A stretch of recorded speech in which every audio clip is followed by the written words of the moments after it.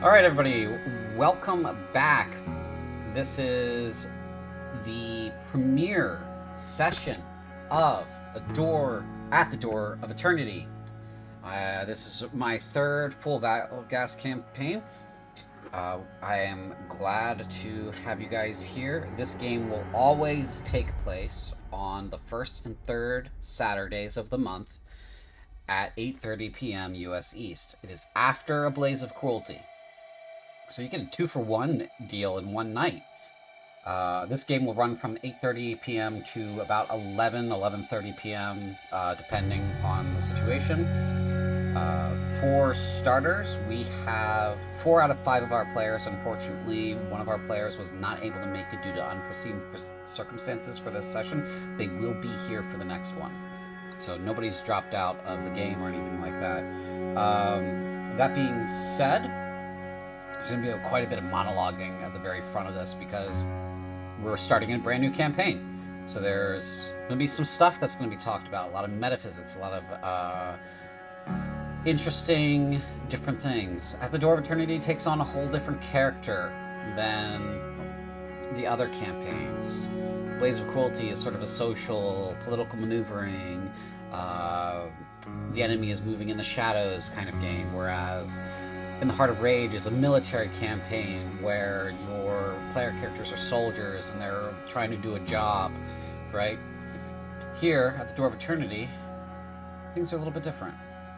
So, we're going to dive in. I'm going to introduce our players. So, just a second here. All right. You said the eye and a couple other things, but All right, yeah, everybody. that's why I'm the librarian. All right, everybody. So let's go ahead and introduce you guys to our each other and our viewers. If everybody's still here. So I'm going to go ahead and introduce by the person I've known the longest. Go ahead, Chaff. Heyo, I'm Jeff, the librarian. I know too much about Cruent. I used to write on the board, and I have made a character who knows shit all, so I don't have to worry about what I know. Right. Do you want me to introduce the character? No. Not Okay. yet. Just yourselves. Anything else? Yeah. No, that's the rest of it. I'm a weird human being. We'll go with that. So weird plot lore is likely to be intermixed with the things we learn about my character in time. Mm-hmm. All right. Next longest, I think, is Lee. Good afternoon. I'm Lee. I'm playing a character that will not be described as of yet. I also play Ben in The Heart of Rage, and it is my job to pull at the threads of this sweater that you call reality. Yeah. Next up would be Brian. Yes, I am Brian. I am playing Sir, not yet appearing in this game. And I've, I don't know, like a year or two playing with you. Yeah, something like that. Played in a few games. Dark Heresy. And I know almost nothing about, Dark Heresy, Theros. Mm-hmm. One of the Valgas games. Yeah. One of the prologues. Dothraki Rising. Yep. And I know almost nothing about the world because even when I learn it, my memory's so bad I forget it. Which is great because you're gonna ask all the cogent questions, right? Because you're gonna be full of all the curiosity. Yeah. Okay. Last but not least, we have actually, is it Velvet that you would prefer? Velvet. Okay. Yeah. We have Velvet here. Go ahead and introduce yourself. Just yourself. Hi, I'm Velvet. I'm relatively new to Valgast, though I have done some research, not enough, because I partially wanted to come into this fresh, partially because I wanted to what's the words? I wanted to. I'm very bad about ADHD. That's really what it is. Anyways, yeah, I'm going to be playing your local silly witchling. All right. And our last player who's not here today is Livesey.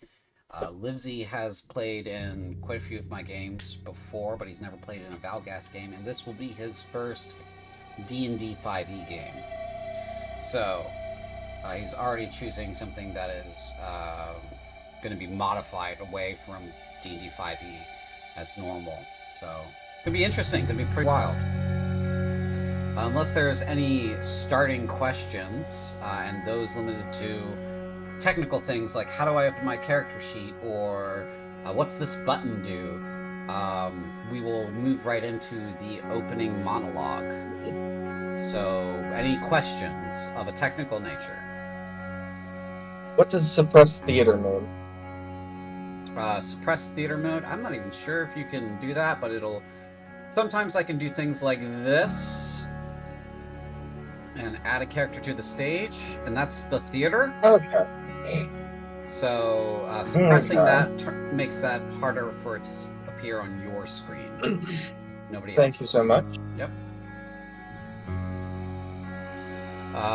Any other technical questions before we start? Look, man, I'm just gonna figure it out as we go. Alrighty. That's Hey. good way to do it. So let's jump in to this game then.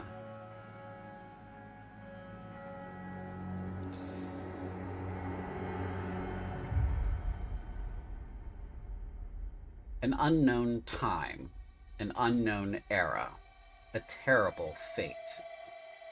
In many tales, the ending is different. There is no final struggle to hold on to what is left when the hero passes over into the realms of death.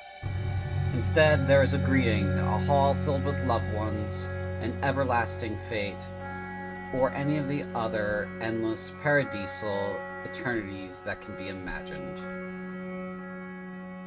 That is not the case in Valgast, the world of noble ghosts. Instead, there is a rage as the light dies, as the soul snuffs, as the end nears. There is pain, there is suffering.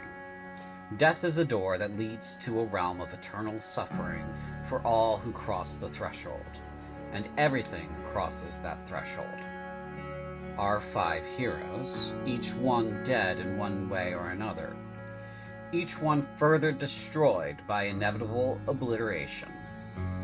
The entropy enacted upon the soul in the spectral plane is unending, like a candle burning through its wick and wax. Eventually there is an end to the light of the soul. Eventually it snuffs out. Fading into nothing is the only escape from the suffering. True death, as it finally embraces you, out of sorrow, whispering, it wasn't supposed to end like this. Finality, emptiness, nothingness, purity. This is what the final end feels like. Then there is the cold. Each one feels it, and yet they should not. They reached finality. With the cold comes the rage, and the scream that rails against the final end that was ripped from you. Heat races through your awareness. Blood thunders through your veins that should not be there, racing from a heart that beats yet again. It was over. Untold aeons of suffering after an all too short life was over. You had finality, true death. Now you live again, and you feel as though you are drowning as air fills your lungs and a violent scream escapes. Pain, rebirth, senses returning, hearing, smell, taste, sight, sensation. As you gain full consciousness, you hear music. You feel the cold of the marble floor beneath you, the warmth of the light shed by the candles, the air on your skin. Then the pain takes you back to swimming unconsciousness, and you dream. What do you dream? Rotak, what do you dream about? A field, with a field with 1 or 2 salamanders in tall grass as I prowl through it, spear in hand. Joriel, what do you dream about? A field as well, strangely enough. Watching herds of grazing animals, keeping them safe, and keeping an eye on my child as they run through the fields, dancing in the wind. Panjandrum. I'm gonna have a hard time with that name. What do you dream? I dream about being created. I'm assuming vats are involved. Yeah. And so he dream. I'm dreaming about being decanted, and hearing, the first words he ever consciously heard. This one's totally useless. And Olafina, what do you dream? The embrace of a long dead lover. The one she fought alongside centuries ago. Each of you wakes, finds clothes in a wardrobe to your liking, clothes that feel and seem familiar.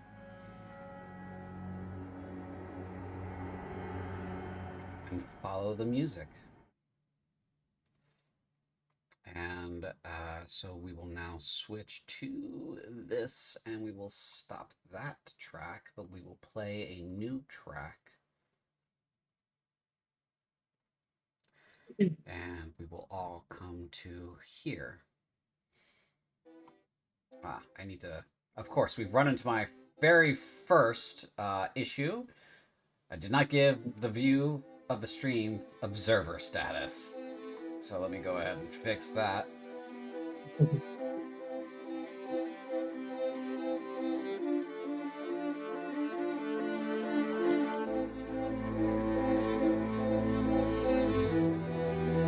There are 2 of them.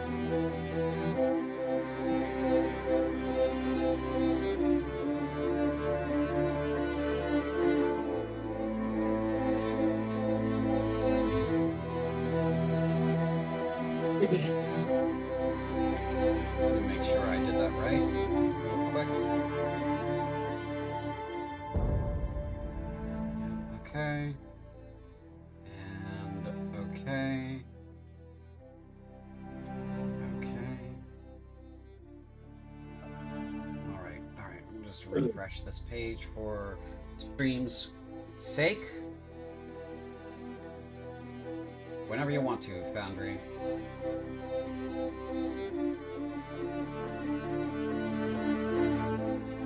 Okay. Players. Joriel, go ahead and describe yourself as you wake, finding yourself in an opulent bedroom. Oriel is probably fairly typical for a Plains elf. Long, white hair. Looks fairly as wizened as elves can look, really. A jagged scar covers their right eye and goes down along their right cheek. The clothes they wear are plain, rough fibers, and the only thing that they find in their pocket or on their person is the shard of a mirror. Okay. I think they'll examine their appearance in that mirror, see what looks the same, see if anything looks different. As you examine your appearance in the mirror, you find that while everything looks the way it should or the way you remembered it, there is a distance that does not seem to be right. The distance is not between the space that is being reflected and what it is showing. There's no mathematical problem. The difference is the distance between you and you. There's some gap between where your mind thinks it should be and where you are now, and the impossibility of living again.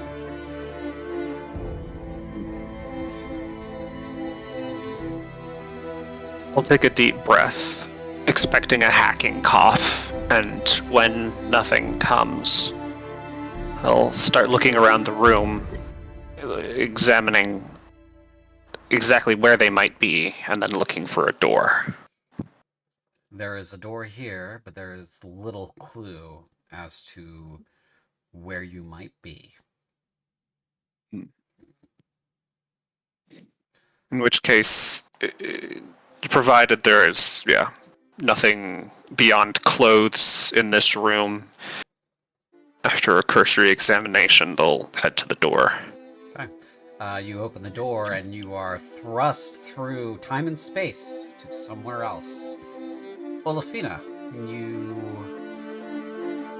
describe your character, please. Standing at about 6'2", Olafina Brathashathra is slate-skinned with faded red and purple hair. And she also has a scar, though much smaller, about 4 inches at her cheekbone, which looks almost like it was cut as part of a ritual. She wears robes that look both new and tattered at the same time, and a pendant connected to a dark elf clan, around her neck.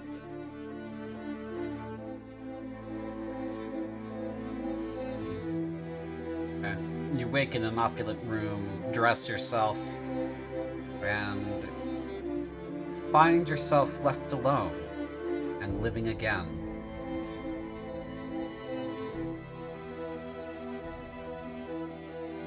I look around, check everything around me. If there's any furniture, I look under the furniture.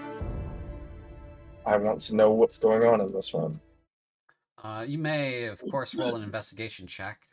Many of my maps that I draw are put together, are WYSIWYG, meaning what you see is what you get. So as you can see, there is a sofa, there is a wardrobe, there are some candles, and there's a bed and a door. That is what furnishes this room. Man, I haven't used Foundry for D&D before. Where is the investigation? Investigation, so when you open your... Yeah. Oh. You're coming to grips with the fact that you're alive. This kind of seems pointless as you give up halfway through your investigation, finding nothing on the floor, underneath the furniture, nothing other than clothes that may suit you in the wardrobe, no dust, not even soot on the ceilings. Once I give up, I'm going to take a long breath and I'm going to run out the door. Okay. You run out the door, throwing the door open. As soon as you touch the knob, you are transported through time and space to somewhere else. Why do I have 2 of you? I shouldn't. Alright. Let's move on to Rotak. Rotak! Hello. You awake in this room. What the fuck is a room? Right! Does Rotak wake up in the bed? Yes! Excellent. Rotak immediately goes cat pose in the bed, claws out, just on all fours. What the fuck is this? Mm-hmm. And having a slight panic attack over, I don't know what a bed is. I don't know what stonework like this is. What is any of these things? This is now more important than why am I alive again, because what in the goddamn? Mm-hmm. Rotak is a 6.5 foot tall lizard. Not the biggest Scaldy anyone will have ever seen, but very wiry and the definition of an old man in a young man's game. He is covered in scars everywhere. His scales, his dark green and brown scales, are just littered in silvery lines that etch back and forth. Many looking more like animal marks than anything, but a few that are distinctively the cut of blades. Rotak is going to have a panic for a minute, and then panic for another minute, probably several minutes, before finally exploring. I do not believe his clothes would be much more than I don't even know if he would have much in the way of clothes that he'd want, but for the sake of not making him naked, we're gonna go with just basic, like, leathery clothes of a tribally variety. Sure. Once he's acquired clothing, is there anything else he'll do in this room before figuring out what a door is? I think he's gonna start stabbing objects with his daggers that he apparently has, because why not? What are these things? Can I eat them? Right. Do I need to murder the sofa? Right. What is this other object on the ground? Like, do I break that? Why is this stone so smooth? He probably tries climbing the walls. I don't know if he notices the door, because it's just a feature of a wall. He feels trapped. Okay. Go ahead and roll me an intelligence check for me.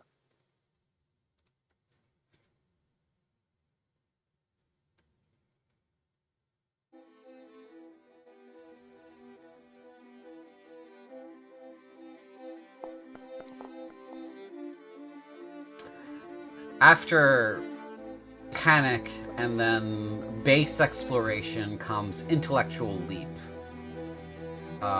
First, that the candles with the little fires, the little things on them, those are for giving light to the room, because when you snuff one by accident, the room becomes slightly darker. And aside from the fact that it is clearly not alive, though squishy like it should be, the sofa is quite comfortable to sit upon, but it is definitely not an animal worth eating. And then this part of the wall with the door is strangely shaped because it has a thing jutting out of it, and when you touch the thing, it moves. And when you push the thing all the way down, the door opens and the wall opens, and so this is a means to leave this cave.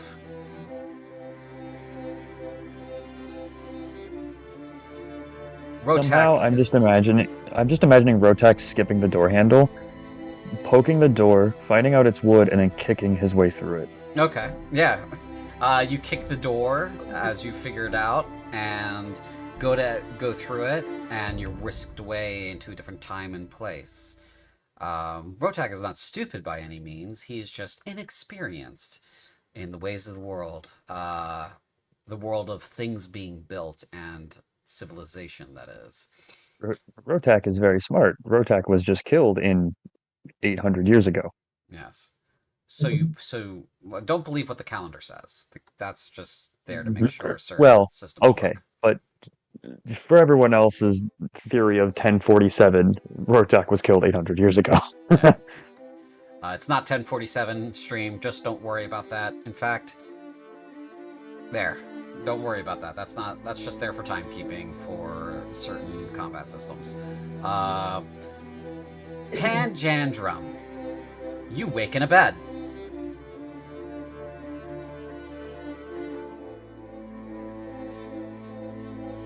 Yes. For reasons of my own, I would like to make a Constitution check.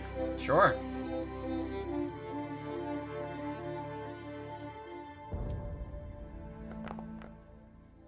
$14? That's 16. Pretty good. 16 total. He immediately shrieks at the top of his lungs. Mm-hmm. And just like non-stop for about 30 or 40 seconds, and then chokes off into wheezes Mm-hmm. and rapidly feels all over his body. Yes. A lot of, oh god, whew. Okay. Checks his tail. One piece. You're in one piece.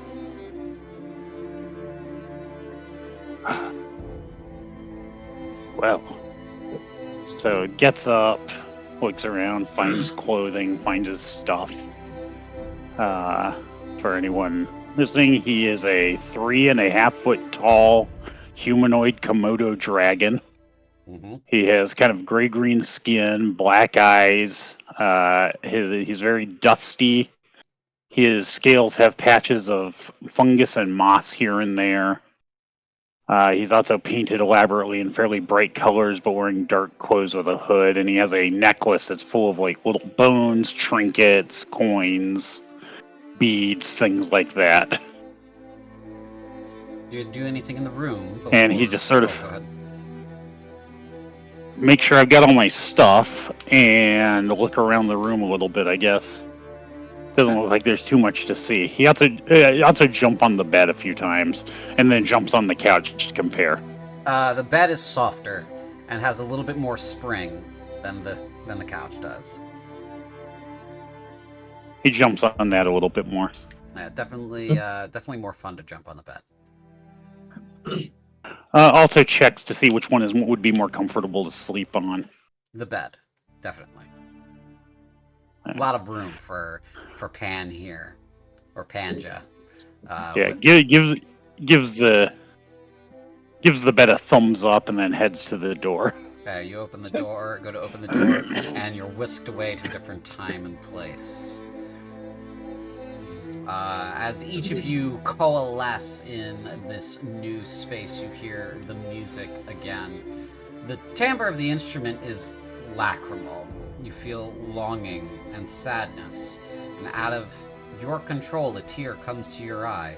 The music being played is made by one instrument, yet the number of notes, the different melodies operating in tandem are creating a harmony that is only possible with several musicians.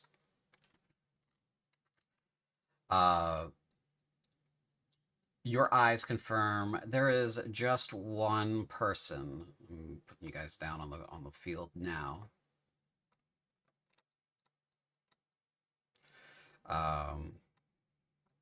There's just one person playing and standing in this space. A phenomenally appointed room, luxurious and comfortable beyond compare.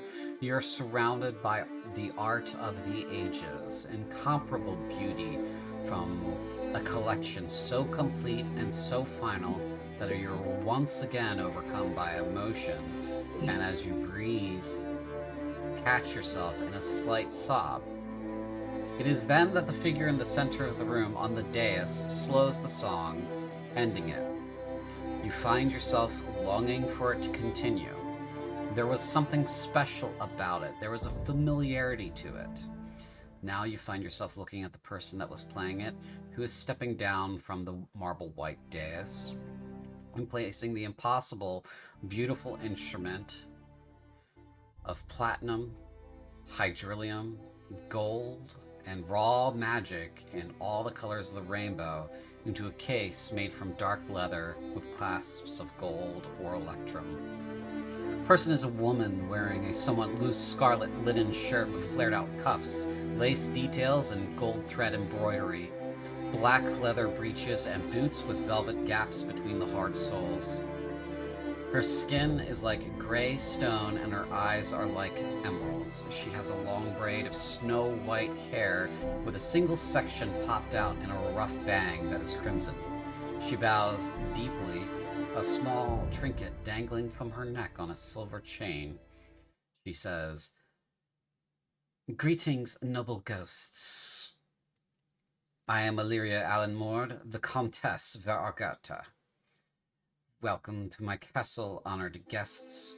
You must have so many questions. Among them must be, why me? Because it must be so. In time, I will answer some of the questions you have, but for now, you must shake off the after effects of an impossible resurrection. By the grace of fate, you have been allowed to come back over the final threshold. I must warn you, travelers beyond death's embrace, my home is a palatium mortis. For someone like myself, it is a quiet and empty home. Yet for you, my master is around every corner. When you see them, don't be rude. They will know you and remember. She waits but a moment, closing her eyes and lifting her chin as if she is listening to something. Do you feel that? The pull of the wind in this windless place? If you would like to make a roll, see if you feel what she's talking about, you may. What should we roll? Perception. I shall do so.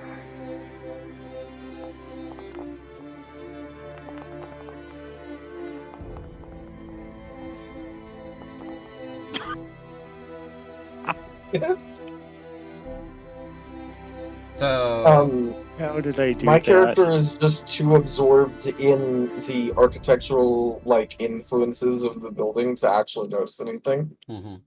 yeah.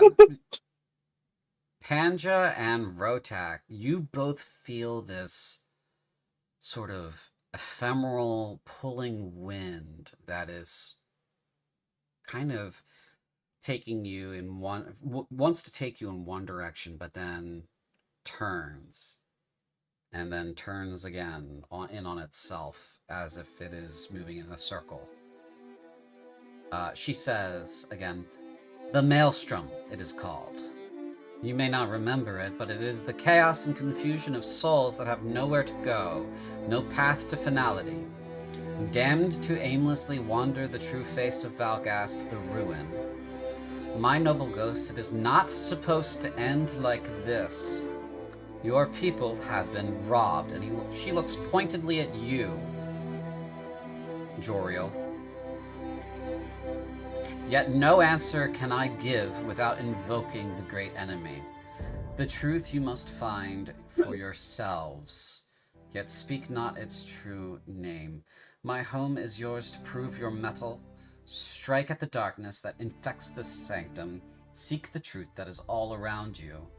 Bring me the final pieces of the puzzle. Mayhap you need a reward dangled before you to motivate. On the other side of your victory is the door of eternity. Not just for you, but for all.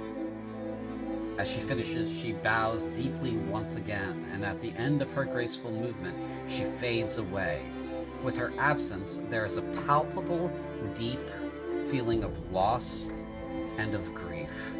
And at this moment, you notice the others. The scene is yours.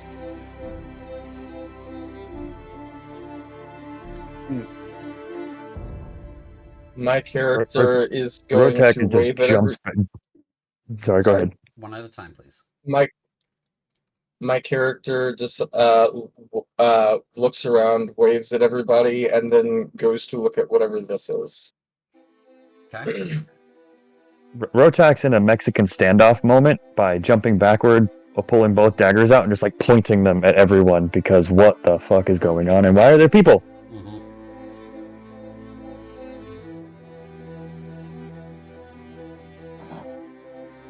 Aldi?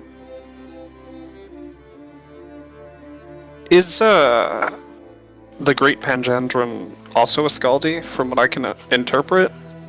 You would think he's a very small or Scaldi or a child. Why is a child Scaldi here? Is that one yours? They'll ask Rotek. I lack permission to update token? What does that mean? You were trying to change a value on your token? No, it just popped up a line saying user me lacks permission to change a token. I was just sitting here. Anyway, I'm assuming Rotak can tell that Panjandrum is not a Scaldi pretty easily.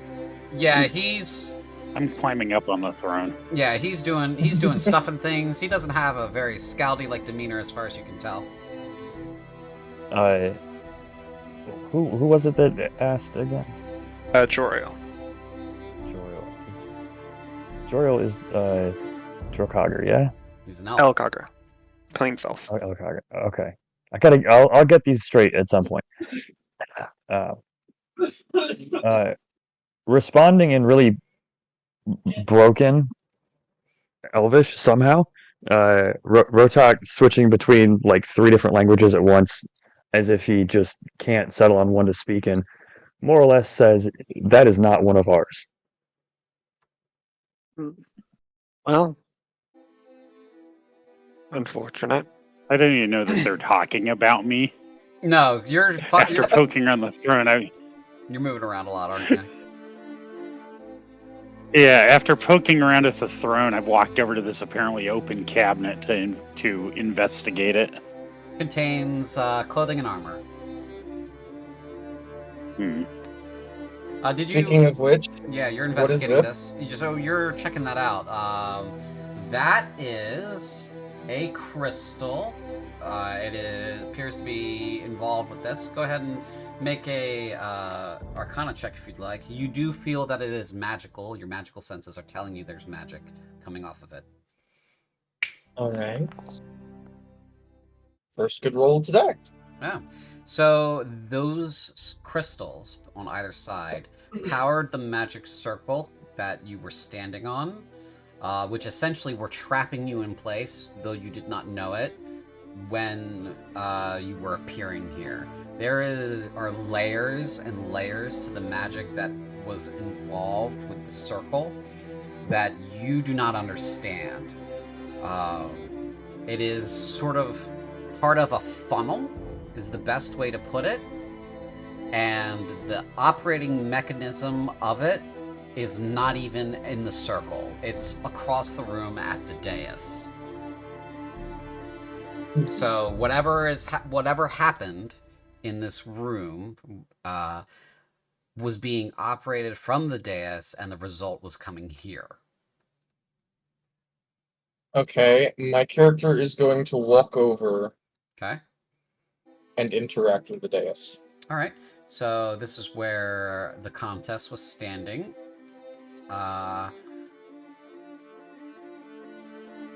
You're interacting with it? Okay. Pan, did you interact with it, or did you just go up and look at it? I went up and poked around it. Okay. I wouldn't call that a specific, like, I'm gonna magically see what this is. No. Right, okay. Poking around was kind of like, oh, what's this look like? Looks like a thing. Move along, kind of deal. Am I right in... Literally poked it, tasted it. Okay. Looked at it really closely, but no magic involved.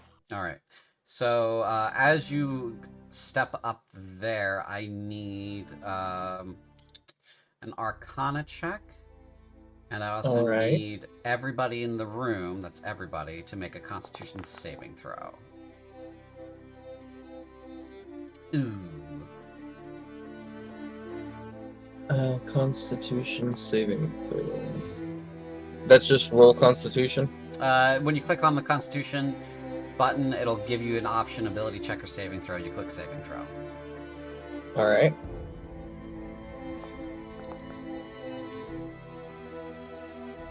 Okay, and Rotak, you too. I did it. It gave me a 17. Why did it not? Whatever. I don't see it. Oh, great. Now I get a 5 instead of a 17. All right. Well, good news, everyone. You all failed.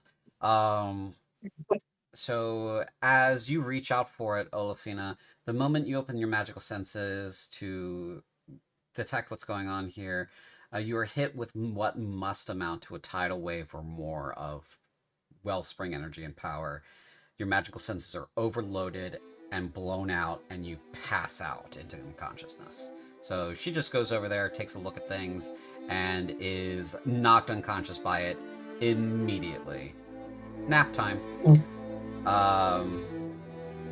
You're not harmed, so you're not dying or anything like that. You're just out. Let's. Yep. Let's see. Anybody else have magical senses? I do. Okay, I need I you to don't think roll an Arcana check. It would be in your I features. guess I do. Yes, if you have the magical senses feature, Yes, you have to roll. I do have magical senses. Yeah, you got to roll an Arcana check now.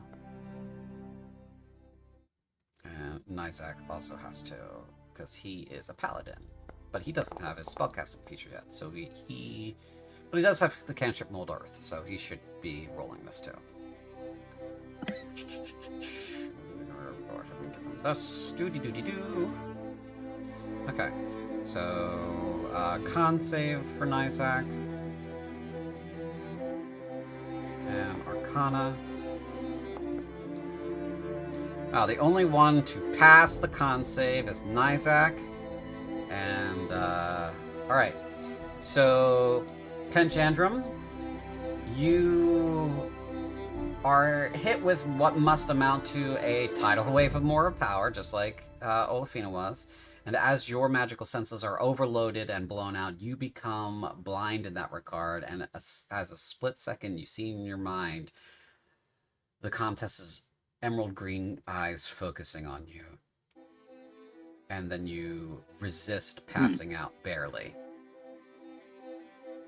So you're staggered. I'm shrieking at the top of my lungs. Blind! The great Panjandrum is blind! No! Ah! Joriel, you immediately feel as though you are drowning when this wave of power hits you. The immense pressure sends you to your hands and knees. In your mind, you see her emerald green eyes focusing on you, and the power that courses through the dais, and you know that the power that courses through that dais would shatter you into 1,000 pieces if you were to stand at the Omphalos. And then the last of them... No, that's the last one, because that is the same reading for Nizak. Okay. It takes you a few minutes to come to, Olafina, but you come to awake on the floor. I'd say as soon as Stroil is able to move, they will attempt to sort of drag Olafina away from the dais, just to this area, and cursorially examine them, make sure they're not actively dying. Okay, make a medicine check. That's great.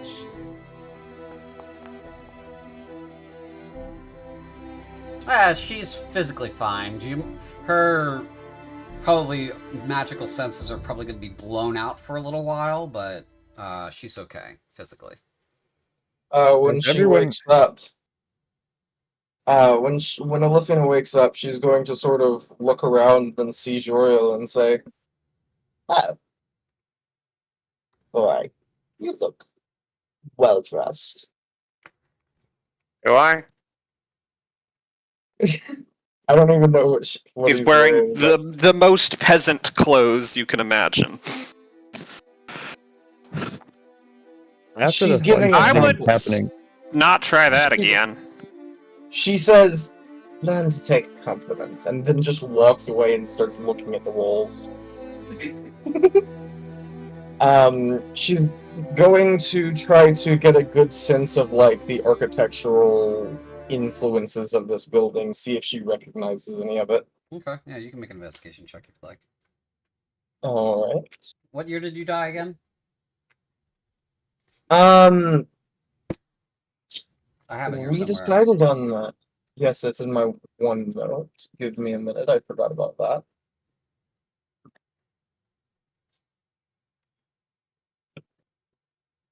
I need to put that away in my While they're looking that up, she died in 1047 by crew and fears.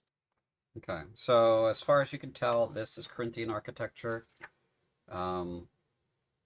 You can roll an investigation check if you'd like to try to nail it down. This is Corinthian architecture. Right. Rotak, you were saying you don't understand what happened as a character. The character doesn't know what just happened. Yeah, I was gonna say, while everyone's occupied and whatever the hell just happened with the Daz, Rotak is gonna attempt to stealth and like disappear and crawl away because I don't like any of this. Yeah. So go ahead and roll a stealth check. You may have noticed that you have faded slightly. You are now in stealth. This is what it looks like when you're hidden. When you are hidden like this, your allies can tell where you are mechanically through the system. However, if you're stealthing against them, they don't know where you are unless they roll an active check, or if their passive overcomes your stealth roll. So I don't think Yeah. any of them have a passive over 20, so they lose sight of you. Yeah, he proceeds to just crawl around and get away from people. I am wandering around with my arms outstretched, bumping into things. Your blindness does And making recover. keening noises. Yeah, you eventually do recover from the magical blindness. My Olafina, character, I keep wandering around, bumping I into want things. to roll a perception to see if I notice him fading away, and if so, to see if I can see him. fade is a descriptive term. He doesn't actually fade, but no, you can't That's see him. what I'm. Yeah, no. Olafina, this architecture, you don't know where it's from. You know it's Corinthian, but you don't know when it was made, what era it fits into. The investigation was a 19. Yeah. Okay. Yeah, you don't know what I was era just this fits into. okay. Corinthian as in the human civilization. Okay. I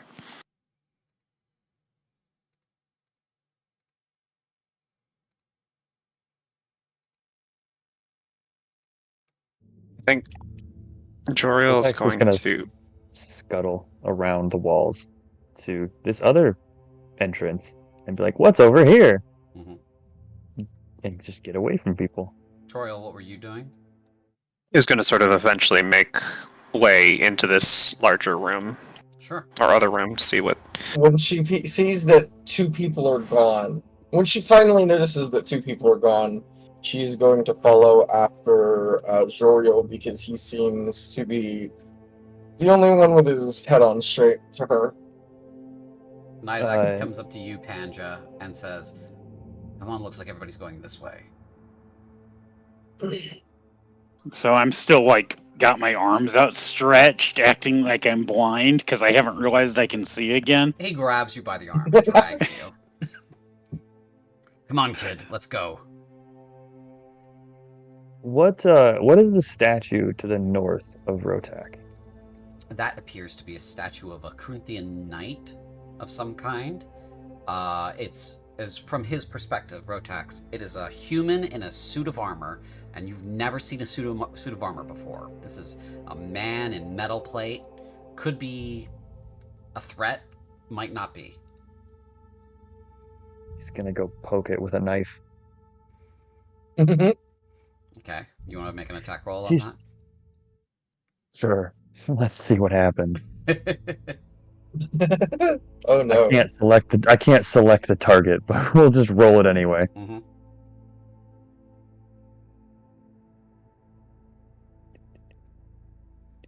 Want to figure out how to do that. You click on the icon for the weapon if you're using the there we go. tan sheets.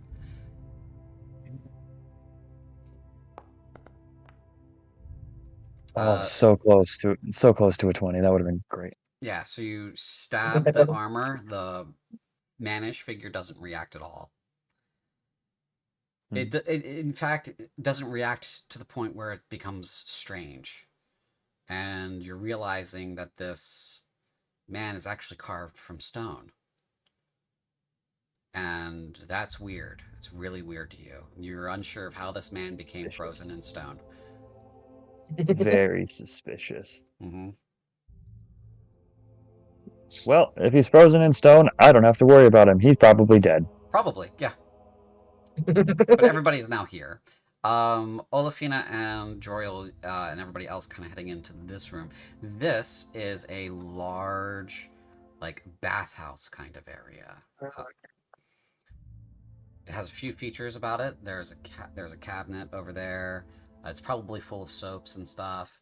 A bunch of stained glass windows all the way around it. The statue on the fountain at the center is topped with a sculpture of an elven woman made from the same white marble as the floors, with black chaotic bands like lightning running through them. The figure is nude with long hair, shapely curves, and is posed as if she is pouring an urn of water over some flowers. Hot water rushes from the urn and into the bath. The bath water is steaming. Elefina's going to stick a toe in there, Feels and nice. if it feels safe, then she's going to just shuck off her clothes and go dipping. Oh, it feels safe, feels nice and warm. And you settle in, and the water is restorative and relaxing. She's gonna get a good, nice stretch and just kind of sit at the edge.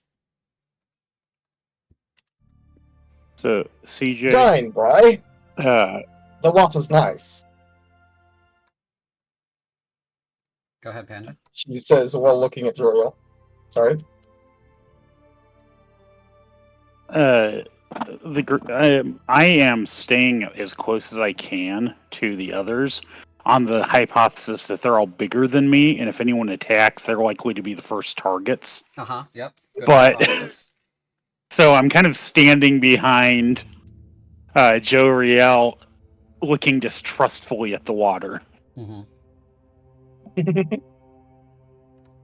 Oh, But yeah, she looks at Joriel and says, "Join, boy. The water's nice."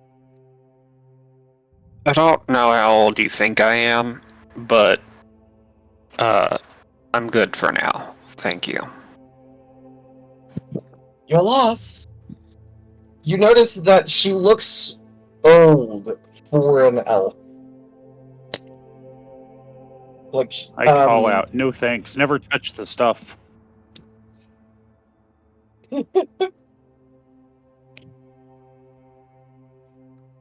Life is too long.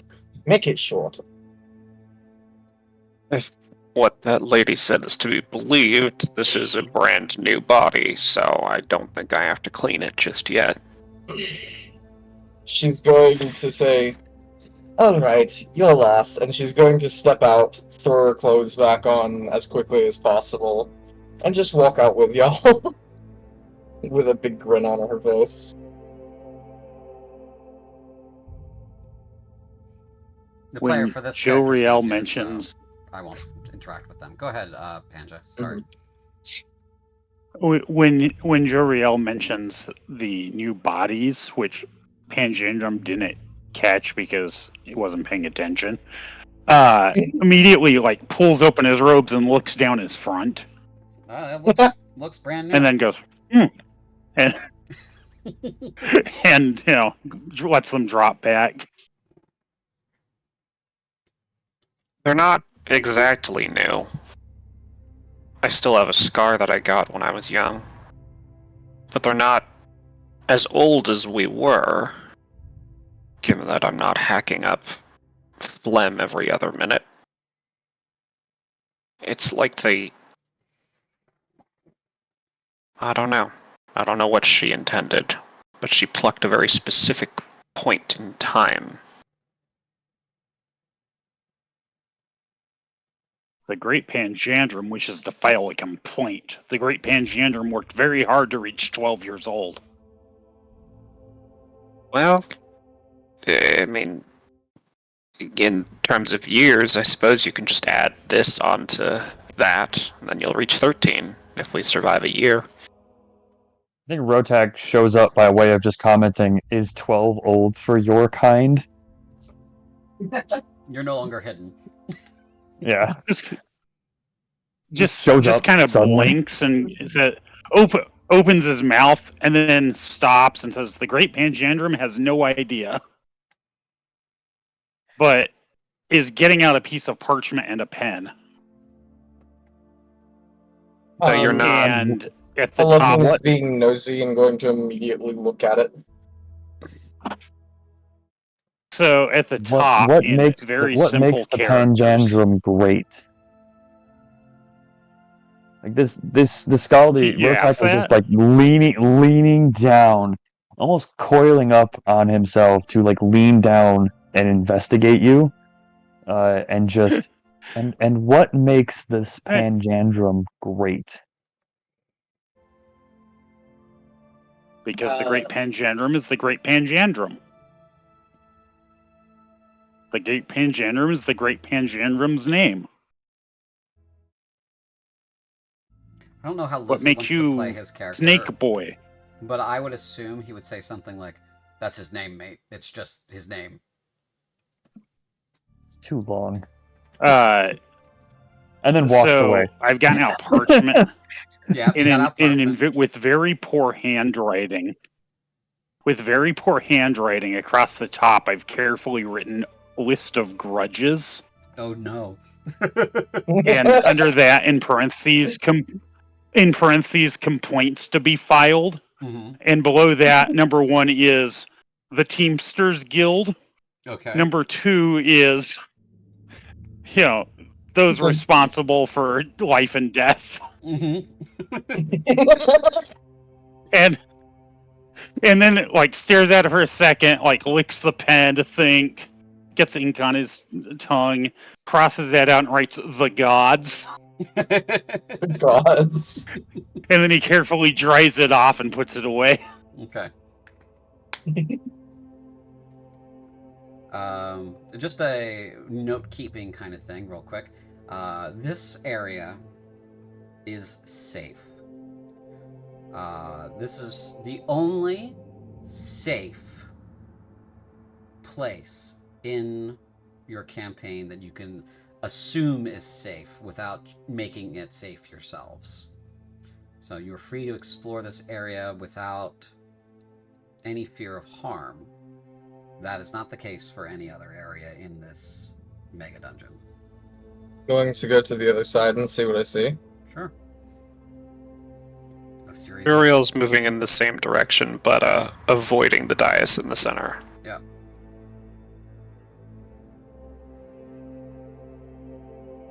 Is this a library?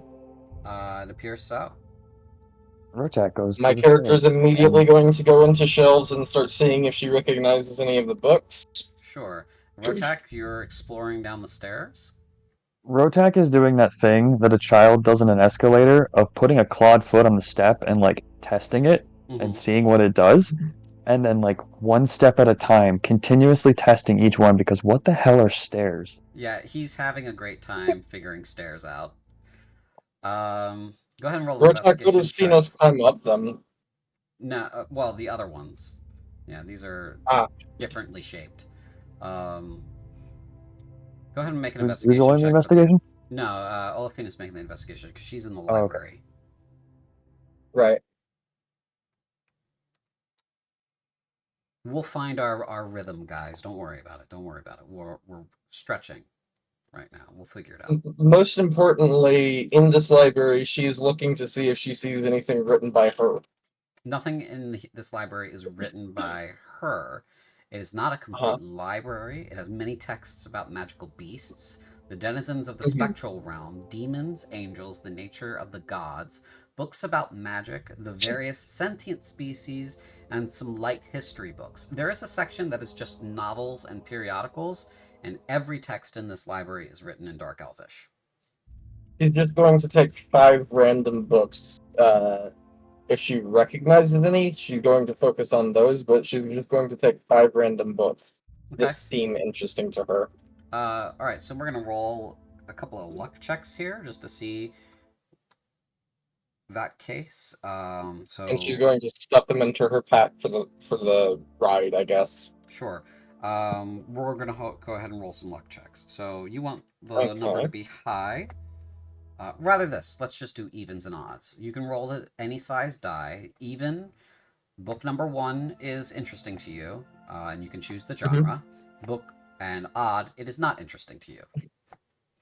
Okay. If you roll 5 odd numbers in a row, none of the books seem interesting to you, and you move on. Okay.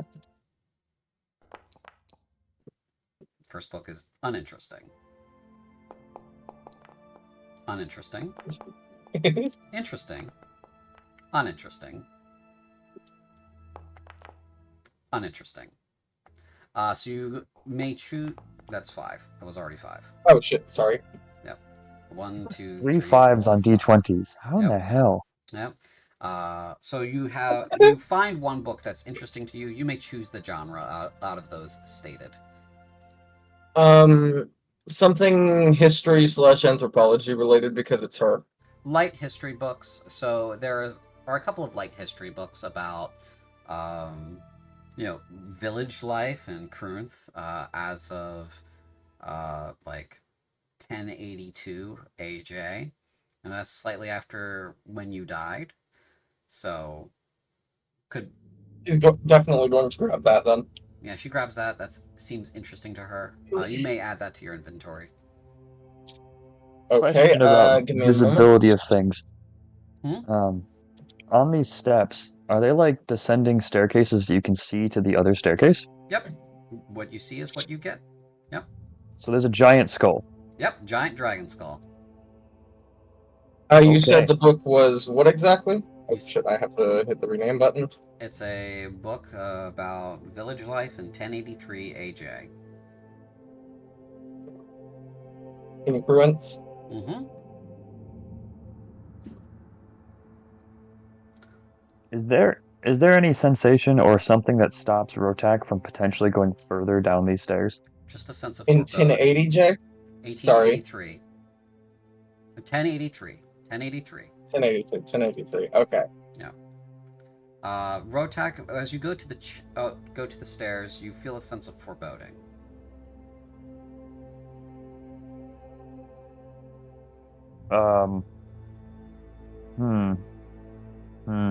Is there anything more to that feeling? Not at the moment. Is it like colder down there? It is certainly dark. There is no light. Well, is anywhere around me colder than anywhere else? I would know because of Heat Viper. Yeah, you would. It is definitely colder down there. It is Okay. warm where you Foreboding are and right cold. now.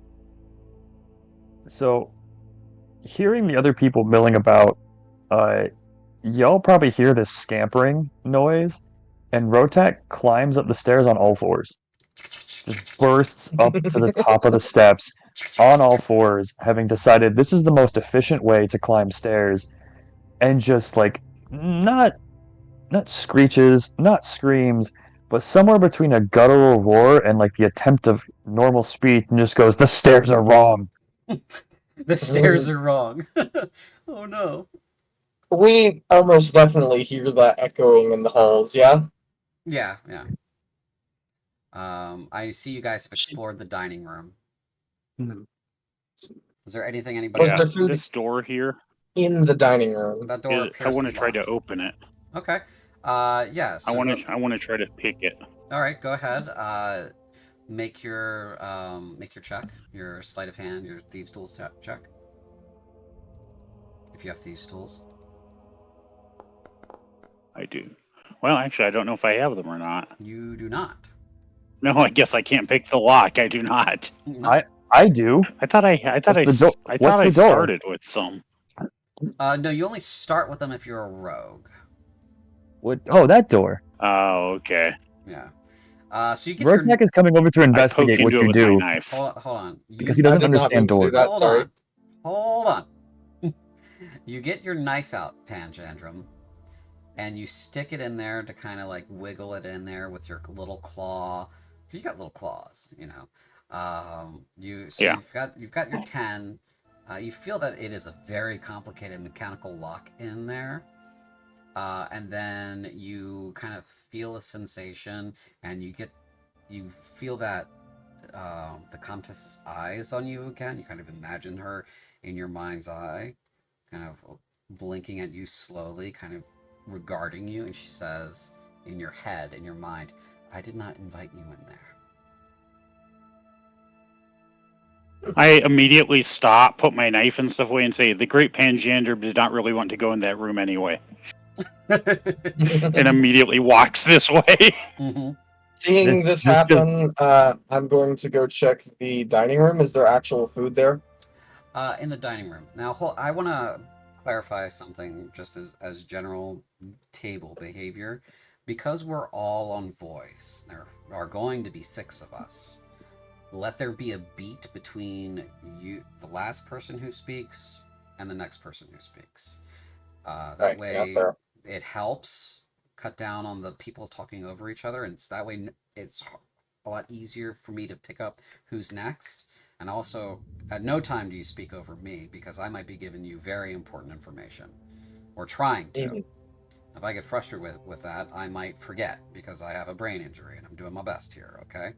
That information might lead to your death. So, you might want to think about that before jumping in. I know it's very exciting, but kind of give the room a little bit of space and a little bit of air. Very Now, I know that this room, the dining room, has been explored already because the door was open when I kind of scooted over here. Who was in here first? That would be me. Okay. So in the dining room, you would have noticed that there is a sense of the room kind of querying you. Go ahead and make an intelligence saving throw for me, Lee, for Joriel. Okay.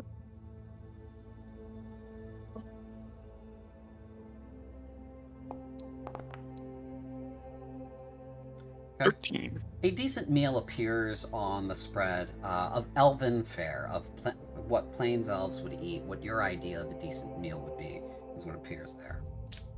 Ooh, momos. These little dumplings appear, and they've got this cream sauce next to them. Mm-hmm. Joriel will grab one and toss it because it's hot, and then dunk it in the sauce and start eating. Yes. So when you go to check that room, Olafina, you also get pinged like that, so also make an intelligence saving throw, and Panjandrum do the same. And I believe, Rotak, you're trying to figure out this door. Yeah, I'm trying to mentally, out of character, navigate how Rotak is supposed to learn to use thieves' tools, considering he's proficient in them. Mm-hmm. Do you have But them? like, You do. Okay. yeah, he does. And so it's the trick of like, he's proficient in them. He's probably good at this. How is he good at this if he never knew what doors are? And so I'm trying to mentally reconcile how fast Rotak is learning things because he just has these tools.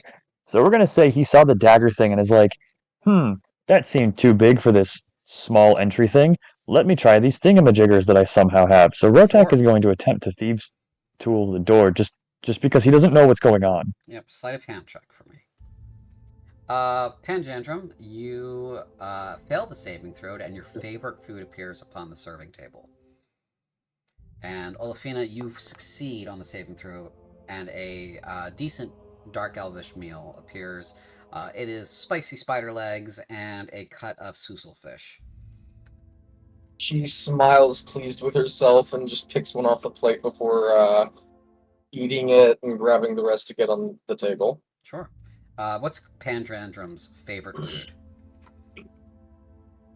Well, I reckon he's used to eating human food, especially military rations, but he much prefers bugs, grubs, and like half-rotted meat. Okay, I'm suspecting like a big plate of plump grubs. Yeah, there's a big plate of plump grubs and you know that's there for you.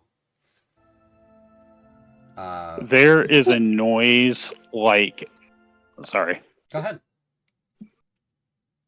There's a noise like the highest pitch gasp intake of breath you've ever heard, and he just like face plants into them. Nice. And starts yeah.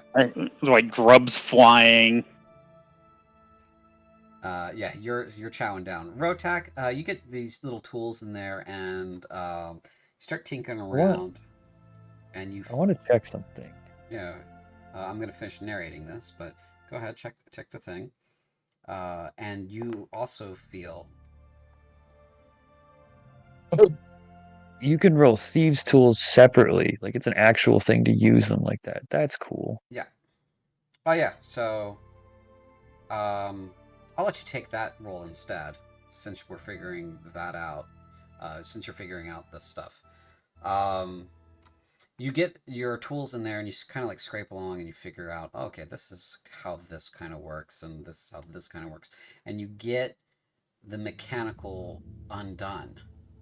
25 was the DC for this lock. And then you feel the vision of her eyes come on you and she says, oh, you're quite skilled at that. I didn't invite you in, though. But very good to know that At you have what? the skill.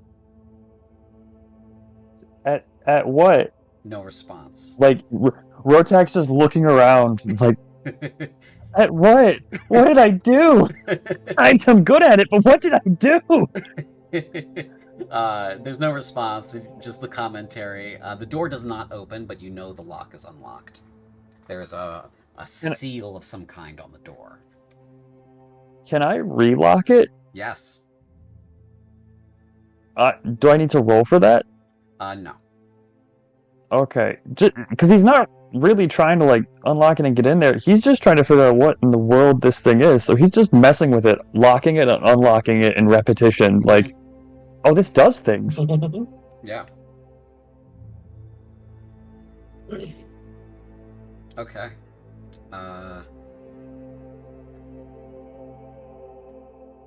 Anything else in these spaces? Olafina's going to walk out, Mhm. and she's feeling extra stubborn. Do I have my Arcana back yet? Like my magical senses. Yes. She's going to walk right back up to the dais and try again. All right. Go ahead and roll an Arcana check and a Constitution saving throw for me. All right, Arcana. Come on, something good, please. 26. And con save. Constitution saving throw. Oof. Okay. You pass out again, but as you do so, as you open your senses, you see the magic that is flowing through this room, coalescing like a vortex down to a single point above the dais, above the center of the dais, where the Comtess's heart would have been. Everything else goes dark as the magic overwhelms your senses. You feel yourself spinning, suspended in an ocean of brilliant color around a single point. You see the vestiges of the spell that was cast rippling out like waves into this metaphysical space. Harnessing the torrent of power is unthinkable, impossible, and it should have destroyed her. It would destroy anything that tries to use it. And yet, as your senses begin to fully overload and black out, you see her eyes in your mind looking through you. You are overcome with a sense that she knows what you saw and that she let you see it.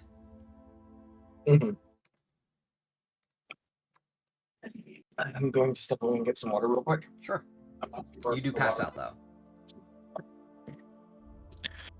I think at this point, Joriel is going to look through this library and seeing dates on things. On some of the spines, you can see numbers and such, but everything's in Dark Elvish. Right.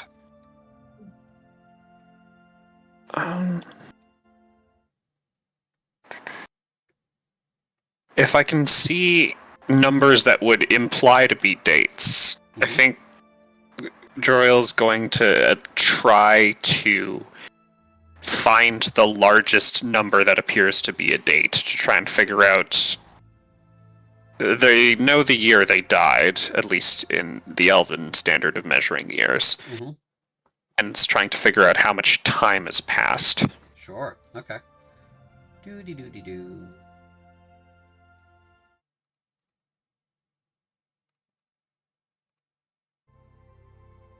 The largest number on there is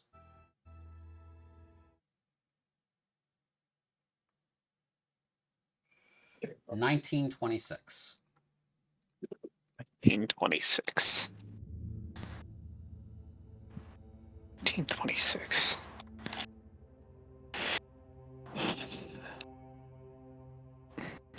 I guess, yeah, Jor-El would assume the Elven standard of measuring, so quick math.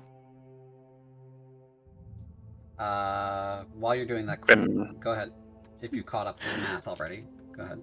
Yeah, it's been over 1,000 years. That seems. They'll take that book with the 1926 on it, and then start moving to this locked as well. Yep, locked as well. I'll go look for Olafina. Okay. You can see her from where you're standing. She is passed out at the dais again. Panjandrum, what you doing? You raised your hand. I see you. So after shoving plenty of grubs in, he is going to, he's seen several people leave and head in one direction. So he shoves some grubs, a few handfuls of grubs in his pockets for later. And then he's going to go find this library because, like I said, I assume he's seen a couple people head that way.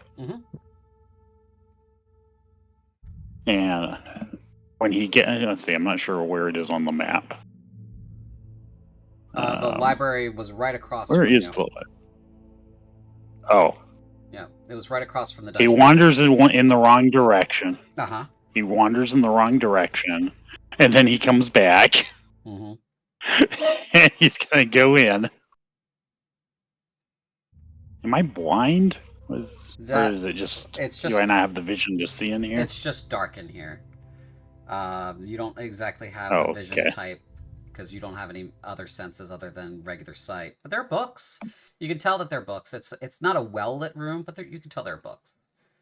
What languages do you speak? I am by feel. Oh, boy. What languages do I speak? I speak Common Kruik, High Kruik, and Arcane Kruik. Okay. You can't read any of these. Yeah. I'm trying to find the most brightly printed, colorful book, something that looks like mine. So basically, I'm looking for children's books. There isn't anything like that. You open several books, and there's nothing that's heavily illustrated. There are a couple of books that have some illustrations, like in the direct middle, like monographs tend to, but there's nothing that has illustrations throughout, and there's nothing that seems to have any illustrations that make any sense to you. He just sort of huffs and then leaves. He's just kind of standing in the middle of the hall for a minute and decides to curl up and take a quick nap. Okay. Because he doesn't know what to do right now. He is out of ideas. Yep. Jor-El is going to drag Olafina away from the dais again.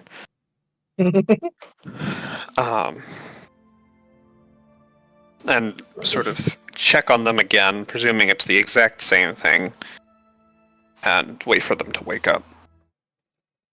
Okay. After a few moments, you wake up again. Olafina. Once again, on the floor. He's grinning this time.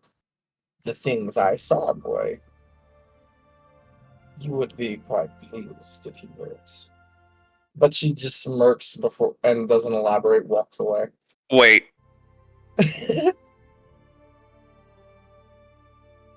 I said wait, I have a question. Yes. I'll preside the book with that largest number on it. You read Drakagar, I'm presuming. Indeed. What What's language is he speaking, by the way? Probably Kruik. Common Kruik. Kruik. Alright. It's the one language you all for sure have amongst you. Yeah. She reaches out her hand as if she's waiting for you to kind of put the spine of the book into the cradle of her palm. We'll reverse it and show you the spine with the number on it. Is this a date? Yes. I assume it's a date in Corinthian time. No, it is a date on the Elven record of 1926. Mathematically, that would work out to 1183. She's going to say that. Yeah, she's going to This book convey about? that to him. What does it say exactly? The book is Azimuth? yes. The book is about recent advancements in airship technology. Ship technology. That's what it's about. It doesn't really mean She's going anything to me, but that does mean I've been Crack dead it open for. Stop trying to talk over each other. Sorry. Lee, finish. What were you saying? It doesn't really mean anything to me, but that does mean that I've been dead for 1,116 years.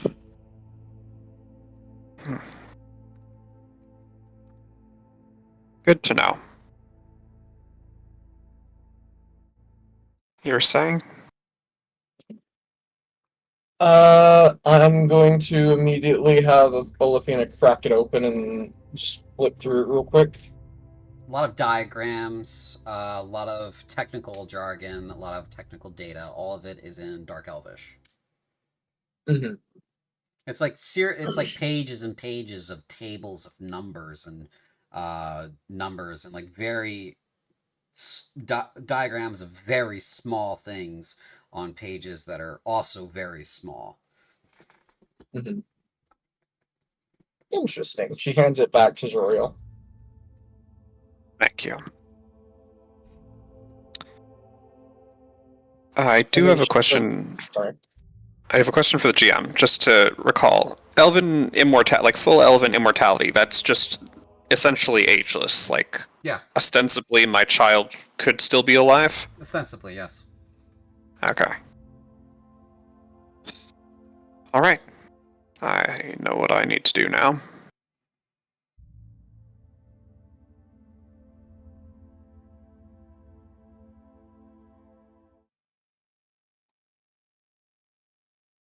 She's going up the stairs as well. That's down. Or down. She's going down the stairs. She sees this and goes to study it immediately. Is that a dragon skull? It appears to be. Mm-hmm. She's going to study it, see if the adornments mean anything, etc., etc. Sure. Make a investigation check. Mm-hmm. Meanwhile, while they're doing that, Panja and Rotak, what are you guys up to?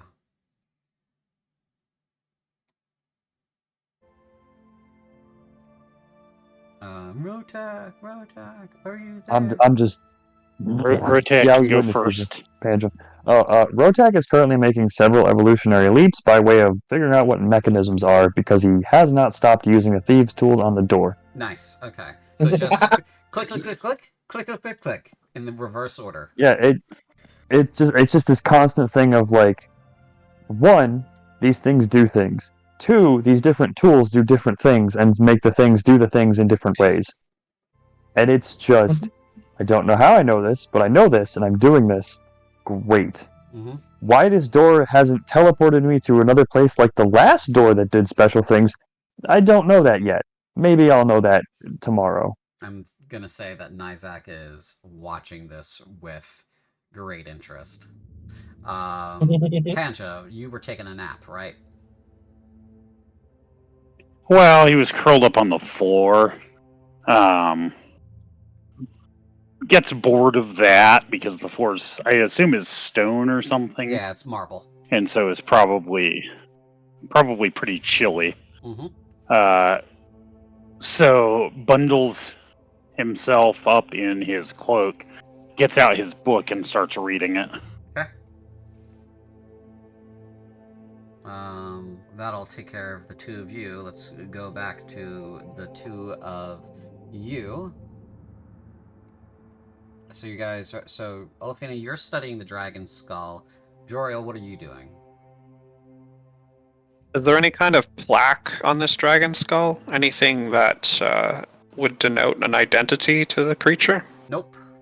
There's no plaque or anything like that. Interestingly, as you look around, as the two of you look around, you're looking across a space. Below you is a chasm that doesn't have a bottom.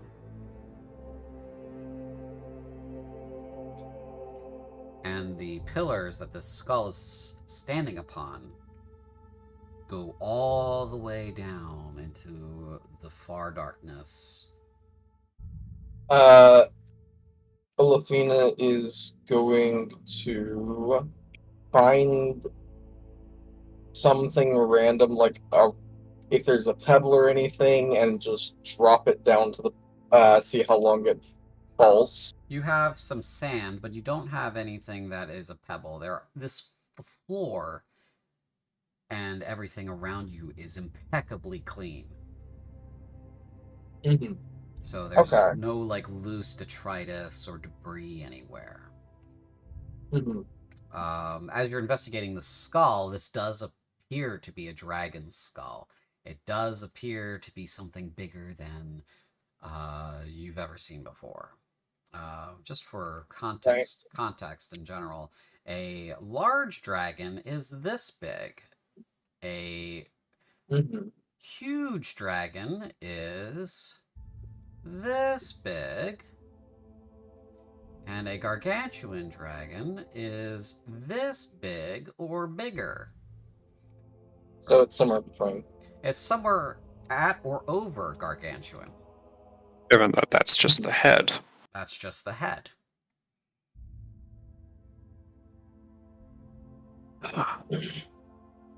I just realized I have dancing lights. I'm going to cast that and just send it to the bottom to see if there's a bottom to the chasm. As you send the dancing light down to the bottom, eventually, within a few moments, it is so far down the light does not reach you anymore. Okay. And it falls outside of the sphere of your control. She looks at Juriel and says, "Don't fall about that." And then just turns around briskly and walks downstairs. Okay, you reach the edge of the light, which is here. And you get a sense of foreboding, as if you should not proceed without everyone. She's just going to sit on the stairs, lean back, and say, "Well, looks like I'm here I'm here waiting."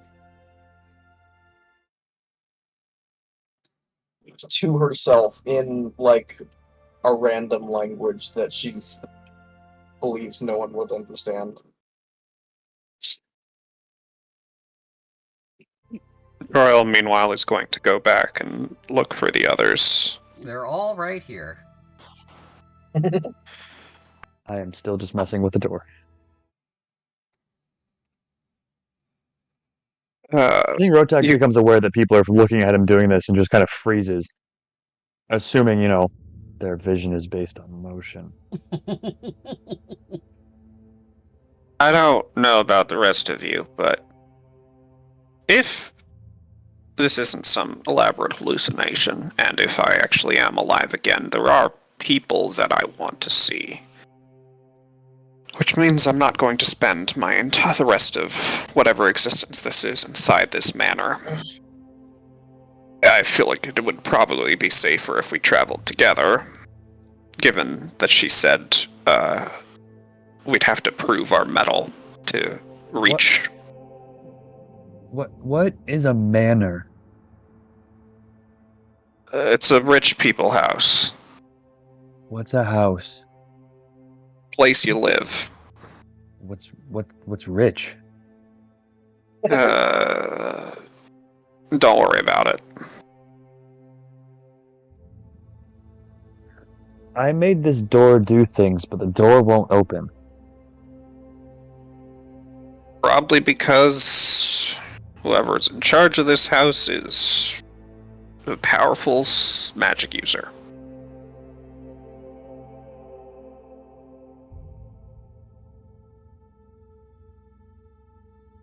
You say we can You get guys out of want this to head house? down the stairs?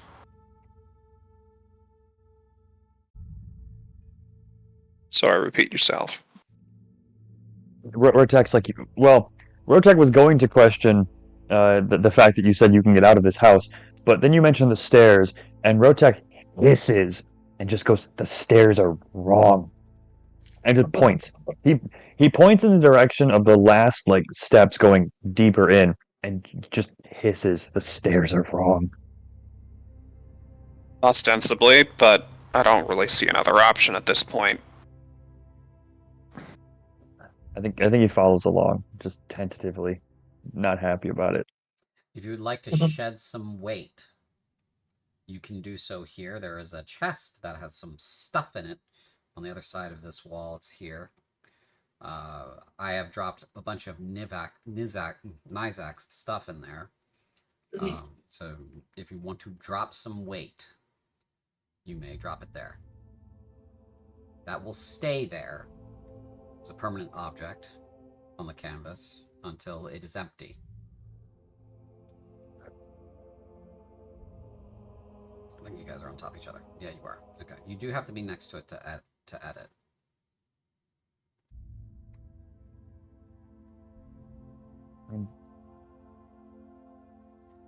Okay, I see how to take things. You drop things by picking them up off your sheet, dragging them, and dropping them. So it's just drag and drop over. Makes sense.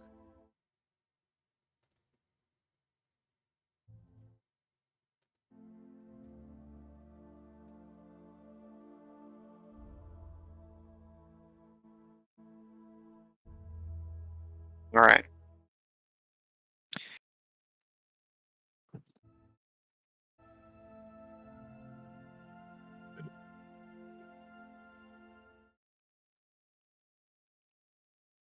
Let's go figure out these stairs then. Okay. Panja, or Pan, what are you following?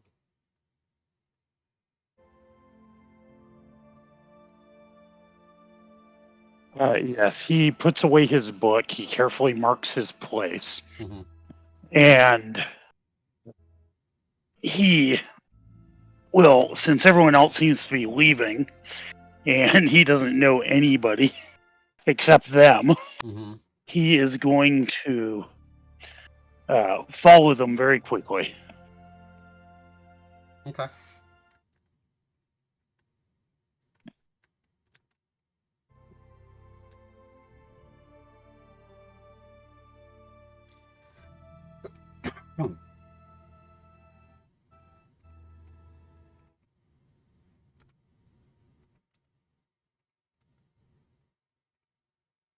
Y'all coming? I'm currently dropping stuff in the chest. I'm just going through what I think I might need. There. Olafina calls out, "We may have all eternity, but that doesn't mean my patience does." Oh, pretend that you didn't see that. Alright, I think that's good for that. Okay.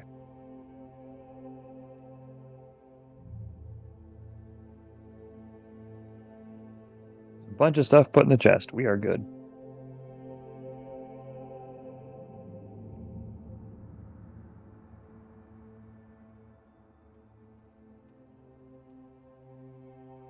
Are we heading down? Yeah, I Vortex just still wanted just to add kinda, a like, couple more tentatively things. not happy with the idea of these stairs and going back to them and going on all fours and then crawling down on all fours because why not? She's going to take out her parchment and start writing, in general, like, everything she's seen today in a kind of journal. Has anyone said their name aloud other than Panjandrum? Nope. If you would like, I can create a journal and foundry for you if you want to keep track of stuff that way. If not, I have my own notes. This is just okay. the character making her own journal. Sure. She's going to look at Juriel and be like, "Well, if we're going to be traveling together, we might as well know each other's names." Boy. It means you call me something other than boy. My name's Joriel. Joriel. Interesting. And how old are you, anyhow? She says, like, getting one eye really close and kind of looking you up and down your face. I'm inclusive. Uh, 1,693 years old. Hmm, interesting. She turns around and waits for the others.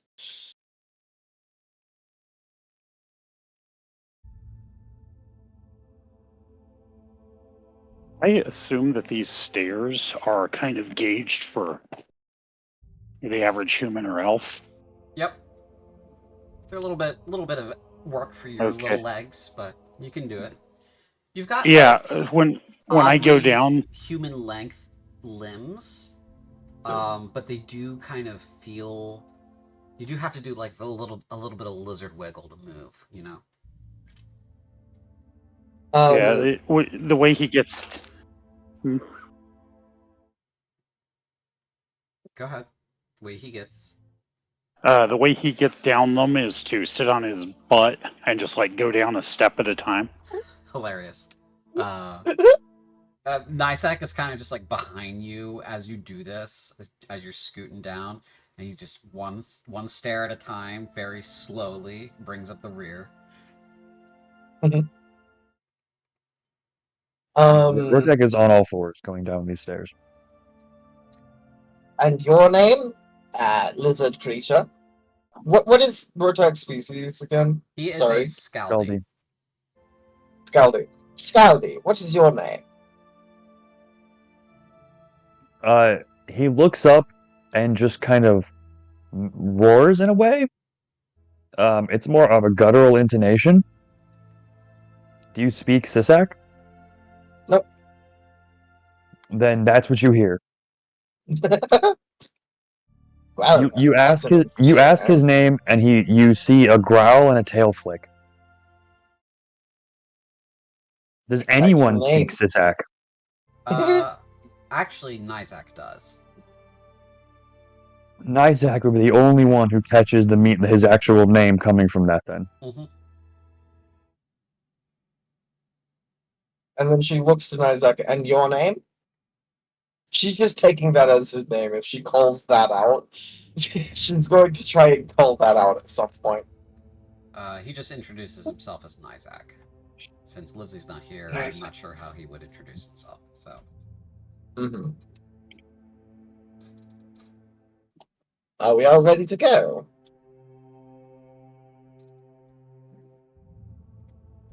Stairs aren't right. They never will be. Can I get your marching order? Who is in the front? Olafina's impatient, so she's going first in spite of probably being the weakest character. Okay, you're in the front. Joriel will go second. They'll cast light on just a end of their finger Okay. to point in the direction that they're going. All right. Rotek will go third. Real quick, I hope you personally aren't insulted by my character calling you boy. I'm trying to roleplay a character raised in a society that kind of views men as, that kind of treat men the way our society treats women, you know? I'm aware. Don't worry about it. Okay, cool. Yeah, Lee's been in Valgas for more than a minute, so. Okay, cool. I wasn't sure. Okay, so our marching order is Olafina in the front, Joriel next, Rotak third, Panjandrum fourth by virtue of being last, and then Nyzak by virtue of not being here fifth. Okay. Alrighty. What joy is that our tank is last. Yes, the tank is last. Alright, this brings us to here. You descend the stairs, and hold on just a second. I have narrative. As you all descend the stairs, you arrive at the landing below, lit by 2 small candles on either side. There's a doorway wrought from ornate blue iron, well polished and clean.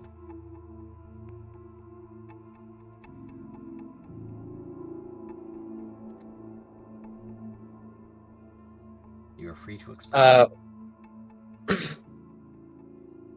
Olafina is going to crack that thing right open and walk out looking around. The candles all light immediately as you step out into the hallway. You get a Joriel, you get a 20/20, don't you? And Yeah. light? Okay. So it's white light, so 20/20. There you go. You can also use WASD to move. Exciting. Olafina's going to open the door. Oh, It appears to be locked.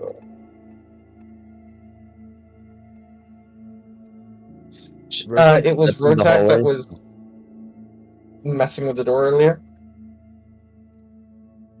Yes. She's going to call your name now. Try to say it as you said it. He doesn't seem to notice.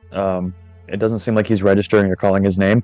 Also, Rotak's having a moment where he looks to each side, and it seems like this hallway goes on forever, and he doesn't know what to make of that.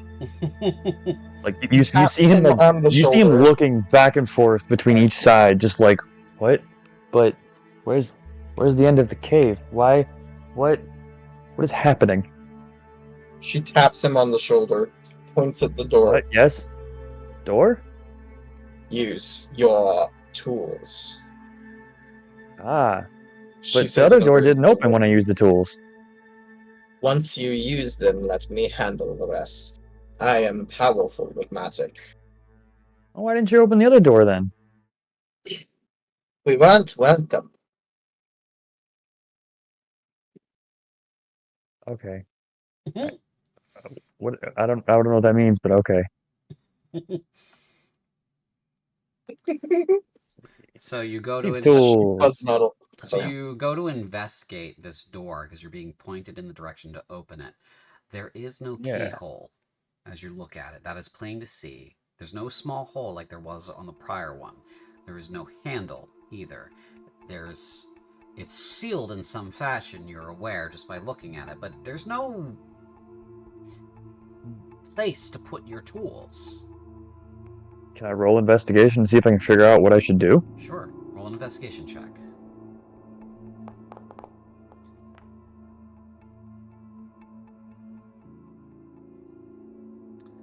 This door, you're making an intellectual leap here. Like she said just now, you weren't welcome in that other room that you could use your tools on. You're not welcome in this room yet either. There's something you have to do first. I think Rotak just turns after looking at this door. We're not welcome here either. And just leaves it at that and walks off. She's going to nod, turn here, and go towards this door. The door opens. It opens immediately.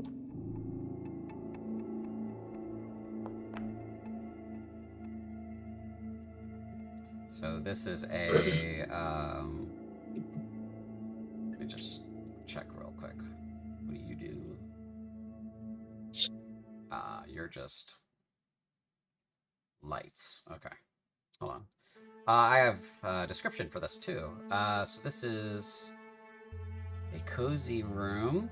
This room appears to be quite cozy. While the table is off center, it is furnished with a felt top. The chairs appear comfortable, as if you could sit for hours upon them. There are outlines in the very faint layer of dust of rectangular shapes. In the corner across from the door, there are several glass or crystal bottles, closed.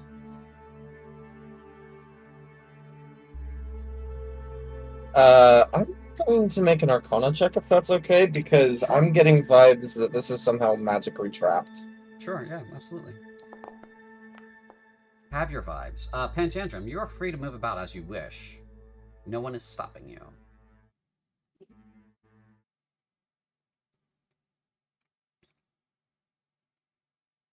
think Rotak is going to carefully, walk down this hallway, just investigating, see how far it goes. Okay. Your Arcana check yields no information about this room. There is no magical presence as far as your magical senses are concerned, and nothing here leaps out and says, I'm magical, based on your understanding of magic, Olafina. Alright. Sorry. Go ahead. Noting that, she shrugs and walks through the next door. Okay. Joriel, you're looking at the wine there. Yeah. I mean, I don't know if they were naming vintages back in my day, but No. is there anything I recognize? These are not recognized. You can read them as Kruick, but Right. they're not anything that you recognize from Elven vintage. These are all sort of early millennia Corinthian vintages. They appear to be freshly bottled, maybe a little And they have- aged. I see. And And they have dates on them? Yeah, their labels are intact. One of them's from 999, another one's from 984, and then the third one's from 971. 999. 999 being the latest of those. Mm-hmm.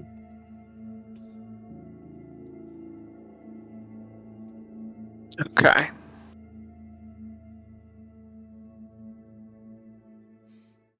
Well, that's not more recent.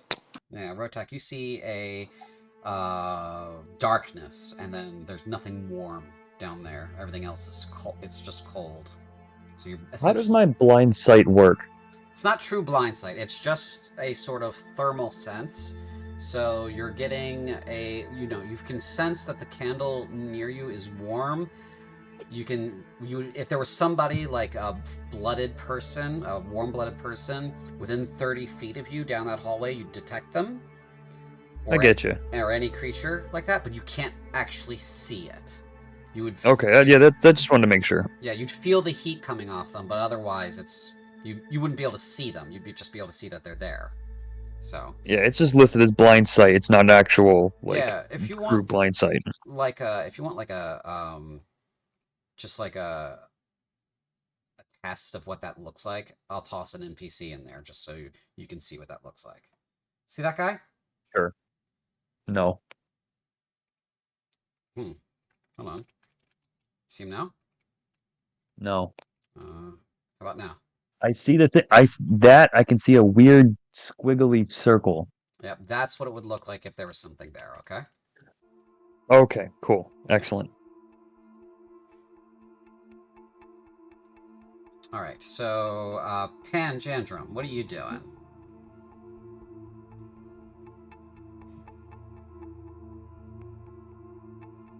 Trying to find my controls. So I'm keeping relatively close to other people, following the same logic as before. They're bigger, therefore they're bigger targets. Mm-hmm.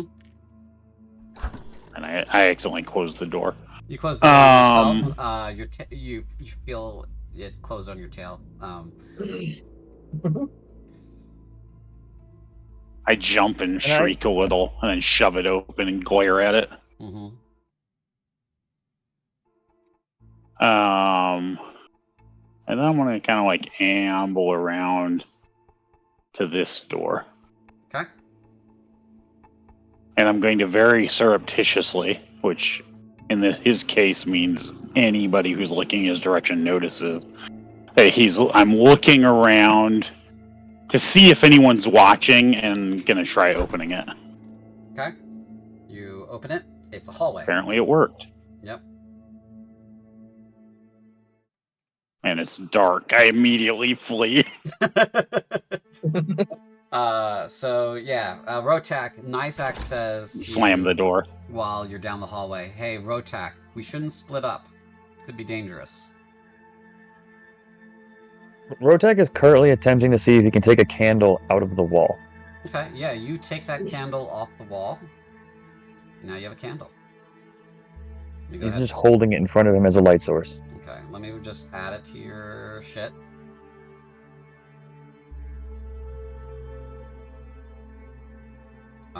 And your candle gives you 5 feet and 5 feet. So 10 dim, 5 bright, and you get warm glow of candlelight. Here you go. He's just gonna follow Nizak holding this candle, understanding now that candles mean light. Mm-hmm. Where is Nizak over there?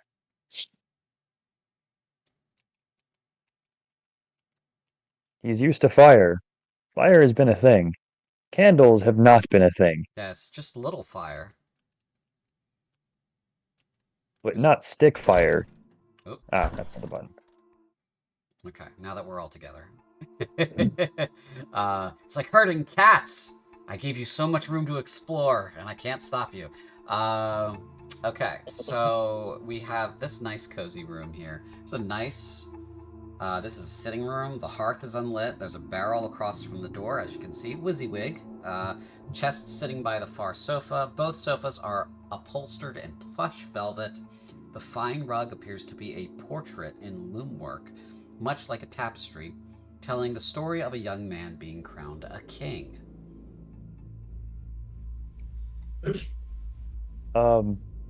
Because Rotak is making cognitive leaps, and he's noticing, hey, the candle does fun things when it's burning. He's going to try to touch the fire to the sofa. Okay. Olafina, if she notices this, is going to immediately intercede. Go ahead and make a perception check for me. Alright. Oh no. Perception. Yeah, you're not aware of this. So yeah, you catch that. You touch the candle to the sofa. The sofa catches on fire almost immediately. She which noticed that. You all notice this. Go ahead, Lee. You spoke first. At that point, I think instinctively, Joriel's going to say, "Knock it off," and cast thaumaturgy, dousing the flame. Okay. The flame snuffs, but the couch is now scorched and smoky.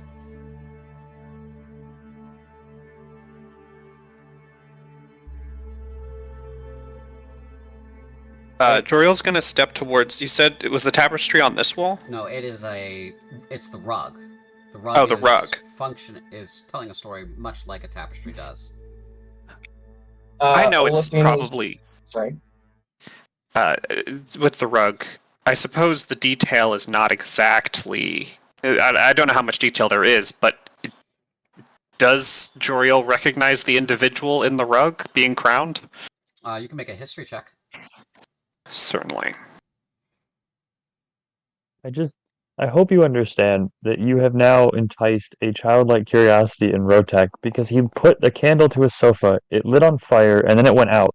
So he is absolutely putting the candle back to the sofa to see if it will once again suddenly go out. With your history check, you do see that this doesn't make as much sense as what you thought would be the case. From what your life was like, you remember that there was a human leader that had basically stepped up during the First War and miraculously rallied humanity against your people, routed you handily, and then basically left and went east. From your perspective, connecting the dots, this must be a descendant of him, of that person. But you don't have a whole lot of context for Corinthian history to begin with. Fair enough. Olafina is actually, first and foremost, Olafina is going to use prestidigitation to put the candle light out. Okay, so prestidigitation on the candle. I want you to make a dexterity check first, and Rotak, I want you to make a dexterity check. And whoever wins this, their action goes off first. Well, that's pretty good. 19. See if Rotek can beat that 19.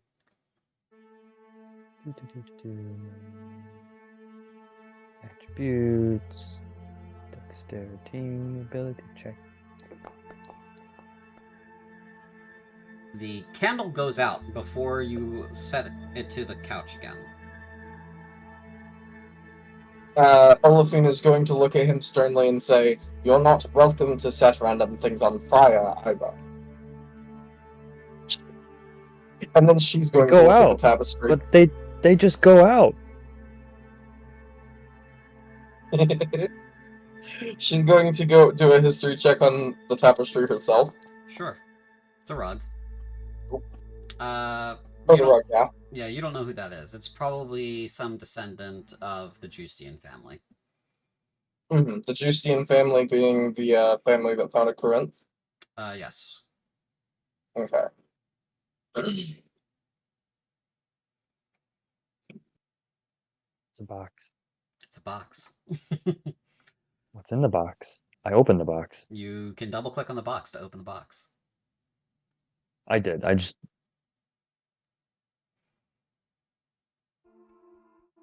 I think Rotak pulls out these potions and is just like holding them up and shakes them violently like there's liquid.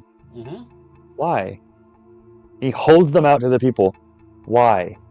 So that you can carry she's it going to without. look at all the potions. He's in one hand is a potion of energy and another is a potion of healing, and he's holding them out like, why? They're labeled, so you guys can read them. She's going to Rotak explain can't. what each of them does. She's going to look at the potion of energy first, and she says, "A magic user can use this to empower their own magic. At the healing, if you are hurt, this potion, this red one," she points at the healing potion, will make your wounds self-heal ever so slightly. She looks at the safe bomb, and hold on, I don't remember what this is personally, but she would. Speculated that if it is rubbed on the skin, it can also cure fevers. What does this actually do in... It has This is... only flavor benefits. Okay. This is a bomb that makes you not hurt as badly if you are hurt. And this, she looks at the purple one, holds up the purple one. This will put you to sleep. She pockets the sleep tincture immediately. "May I have the energy potion?" Rotek's basically just tossed them carelessly. He does not understand what glass is. He just tosses them straight back in the chest. Can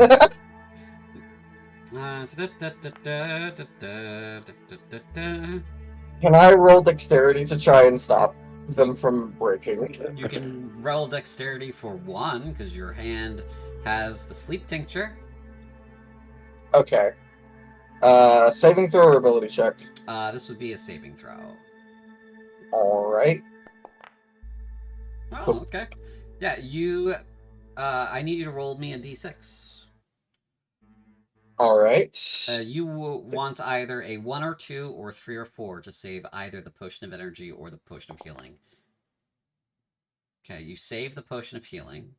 The potion of energy, which is the first one I rolled, shatters as it enters the chest, as it is thrown in there. A wisp of blue smoke and light, and then it dissipates.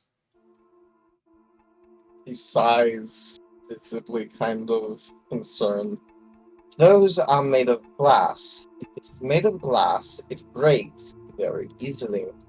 It is not good to break glass unless we need to get what's in there. And even then you must be careful, as glass can hurt you." You said thing helps magic users. Well, it's out now, so use it. She lets out a long sigh. "It has spilled out and can no longer be." Isaac says we're going to have to explain a lot of things to this guy. He seems smart, but we're going to have to explain a lot of stuff to him just to catch him up to speed. Perhaps as a Rotek is general uneducated. rule, Not, but uneducated.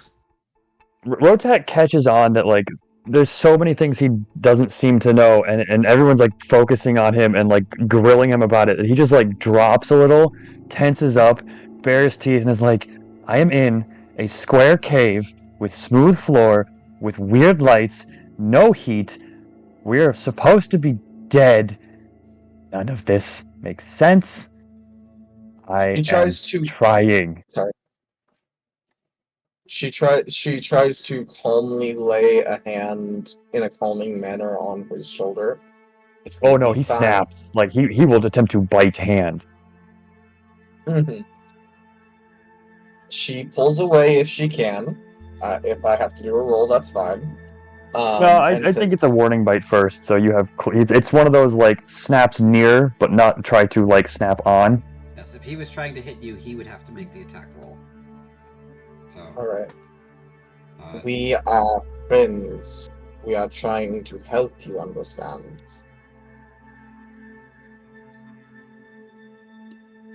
She says in a slow voice, like trying to keep calm and trying to keep him calm. What language are you speaking? Kruant. Kruik. Okay. Kruik.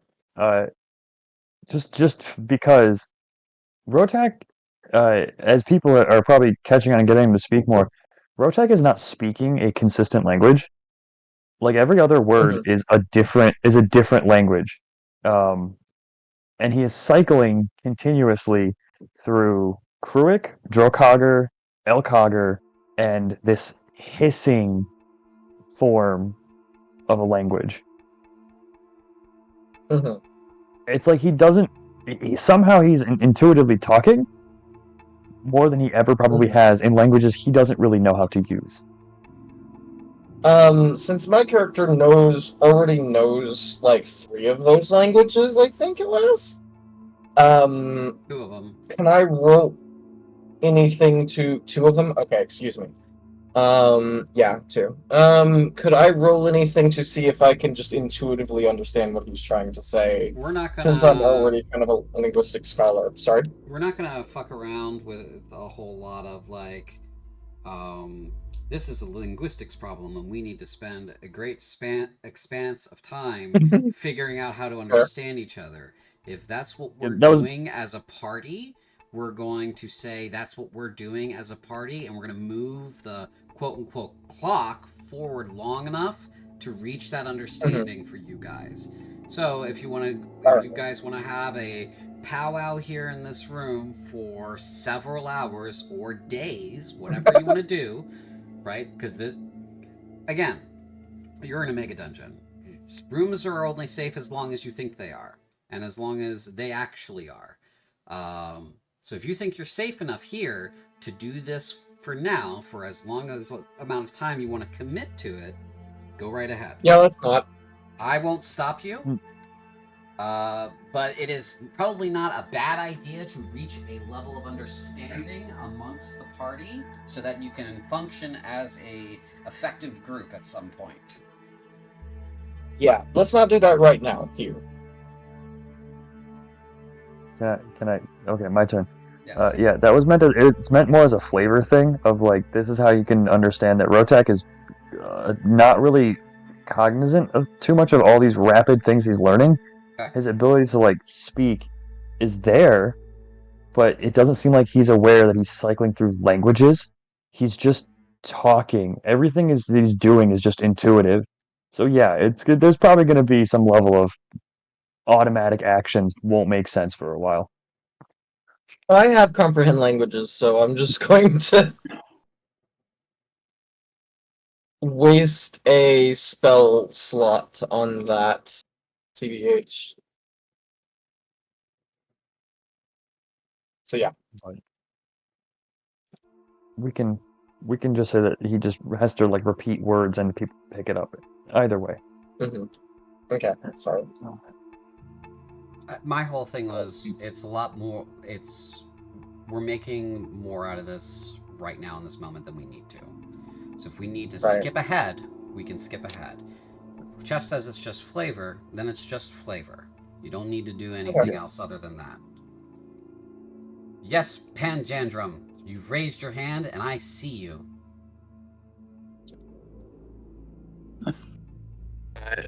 I'm gonna walk up, and he can see that.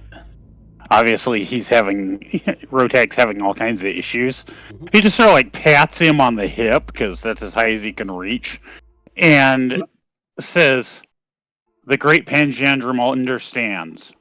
The Great Panjandrum also does not like having his grubs moved. The Great Panjandrum's grubs moved." And gives him my most sympathetic look, which is full of pointy lizard teeth.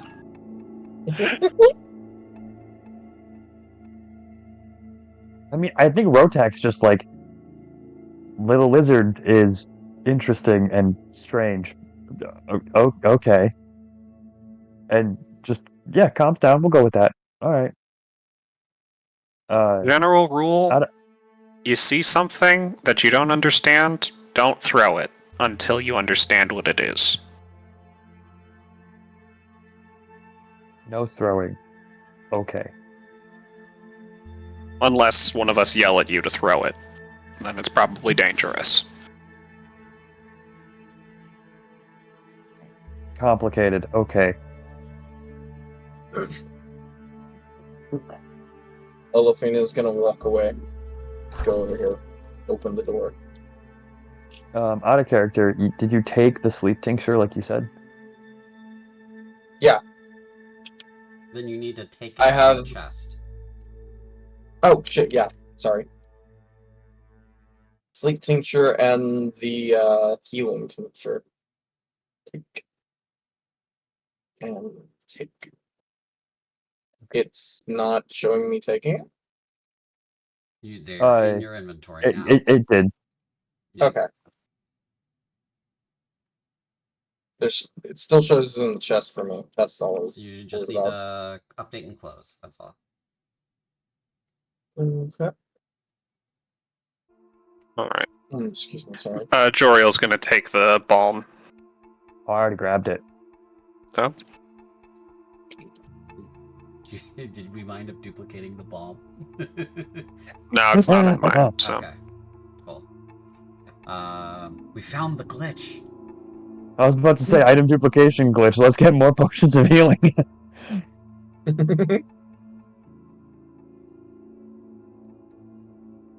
There seems to be nothing down this hallway as far as I can tell. Mm-hmm. So she's gonna walk out. Nothing down here. I wish. Joriel will give it another once over a bit more carefully. See if there's any mechanism or anything. You want to make a roll for that? Yeah. Okay.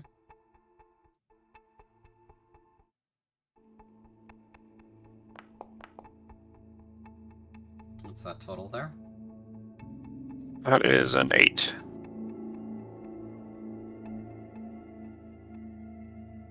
Love your dice, by the way. Thank you.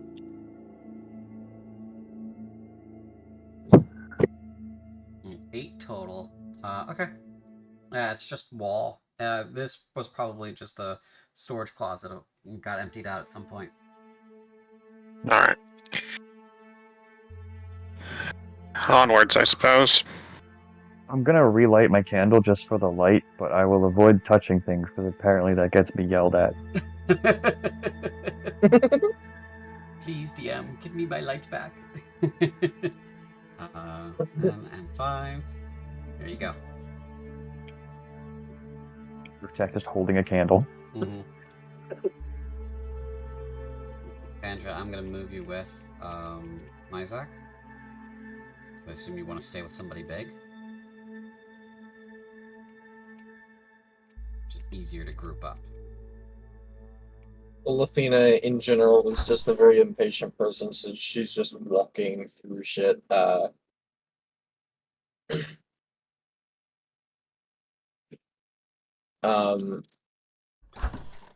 Yeah. Okay. Ends up in this room. I want to draw attention to something real quick here. This is going to be the first and only time I'm going to say this to this group. So pay attention. I want you to zoom out, all of you.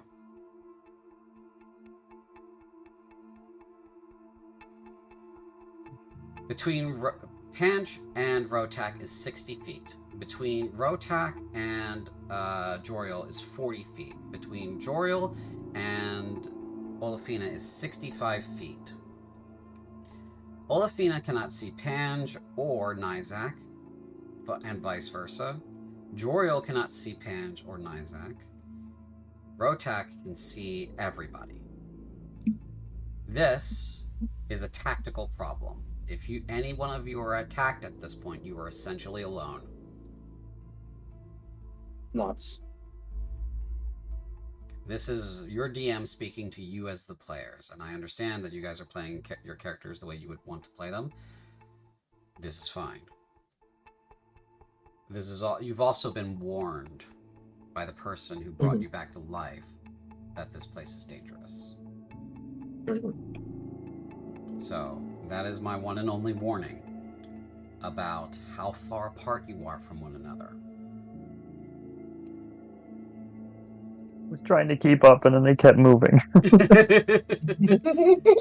I'm just saying. Whoever built this place to the list of grudges. Yeah, I hope you don't mind me moving you, Brian, because I gotta move Nizak anyway, and you said you wanted to stay with somebody who's big. Nizak's bigger than you. That's fine. I always have trouble moving around on these things, so Yeah, I appreciate it. I remember that, so I'm just gonna keep you with Nizak. Yeah, I was trying to stay Rotak caught up, but the motion kept happening, and I was waiting for descriptions to happen before the motion kept happening. It's okay. So as you open this door here, Olafina, and everyone begins to catch up with you, there's a little creature at a desk here. And he doesn't look like anything you've ever seen before.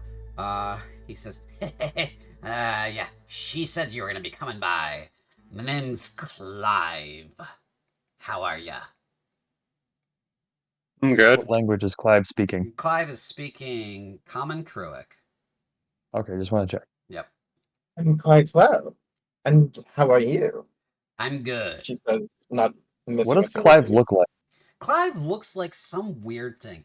He is definitely small, like Pantandrum, but he is not shaped like Pantandrum. He's shaped like a little off-green, kind of yellowy kind of man. But he doesn't look human. Does he have the near human smell that Panjandrum has? No.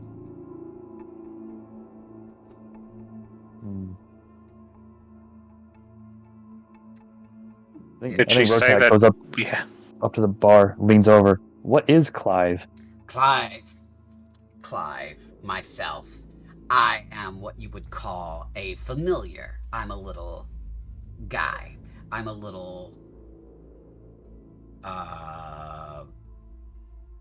you can send those messages in the Discord, so it doesn't pop up on screen like that. Out of character messages are probably best there. He says, I'm just her little guy, okay? One of her many little familiars. Well, I'm a magically, conjured creature for a purpose. My purpose here is to trade in treasure. That's my purpose. So, what can I do for you? What do you have to trade? So, I like gold and I like art. I like all kinds of stuff. Now, Mistress won't let me take art. Mistress would be super mad if you brought me art. But that's what I take. What I sell back, I sell all kinds of stuff. Things I find, things that could be useful. I got all kinds of stuff. I got potions, I got paper, I got crossbow bolts, I got candles, soap, I got bed rolls, I got clothes, I got these hydrillium ingots. I got laudanum in case you feel like you're losing your shit just a little bit. I got all kinds of stuff. And if I don't have what you need, I can get what you What is soap? Soap is for cleaning yourself. You know, when you got that stink on you, it'll take the stink off. Panjander, this guy is Why not would in you your book. lose your? Go ahead, Rotak. Olafina. Sorry. I gathered that. Yeah, Rotak, go ahead. What were you going to say? I was just gonna banter with Clive. It's fine. Okay. He says, you gotta clean yourself sometimes for polite society. I know that might not be something that interests you in particular, Rotak. You're more of a hunter slash killer of men, but sometimes you just need a Wait. wash. Does Clive say his name? Yeah, he says your name. He knows who you are, it seems. Huh. Olafina looks at Rotak and is like, please use water too whenever you use the soap. I didn't actually hear what you just said. What was that? Olafina kind of looks at Rotak and is like, please make sure to use water at the same time as soap to clean yourself. Rotag just looks at these two and just starts licking himself, almost cat style, as if demonstrating, this is how I clean. What are you on to be telling me to use water and soap? What is like the banter that I was gonna have with Clive was essentially gonna find a way for Rotak to ask, "Can you show me soap?" and he was gonna take a bite of it. But I'll have 10 gold. How much is some of that soap? She says concernedly. How much is the soap? He says. Wow, soap. Soap is, 2 copper pieces. 2 of those lovely Corinthian zinc, if you don't mind, miss. You all can casually peruse Clive's shop. Now, it is in the journal section. You can see it as of now under player journal, under places, under DOE, Clive's shop. Clive is open from 8 a.m. to 5 p.m., but this is a place where time just doesn't seem to make any sense. He's open right now, though, because he's right here.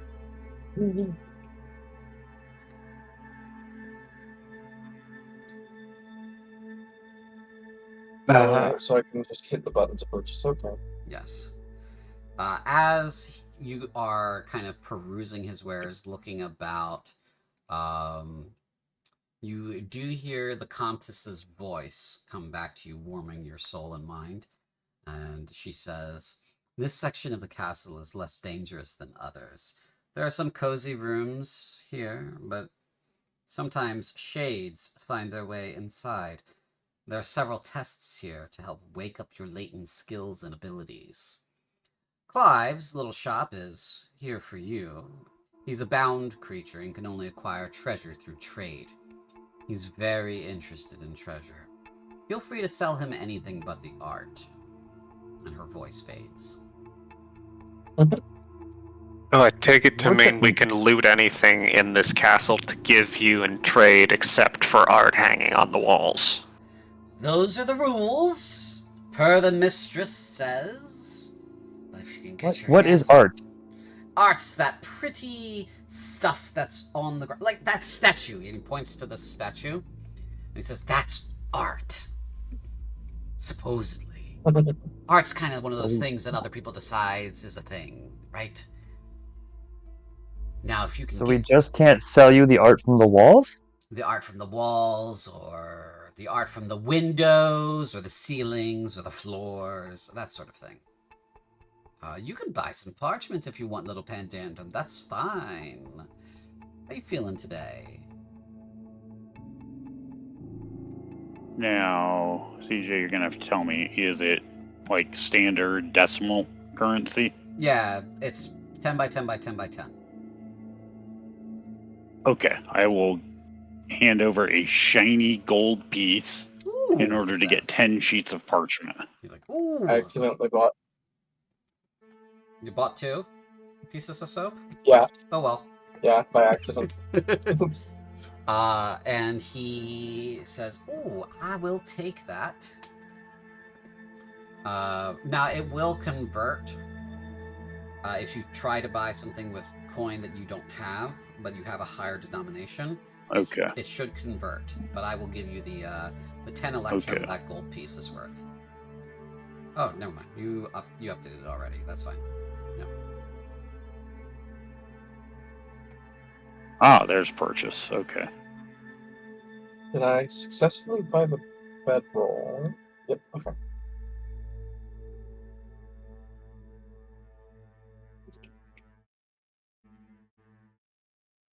She hands a bar of soap to Juriel.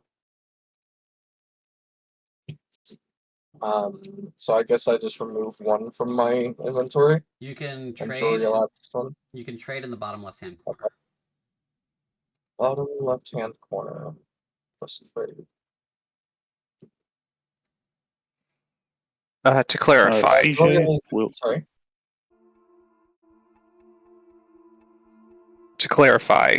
when you say 10 by 10 by 10, the automatic conversion with shop was converting the 5 SP into 5 silver.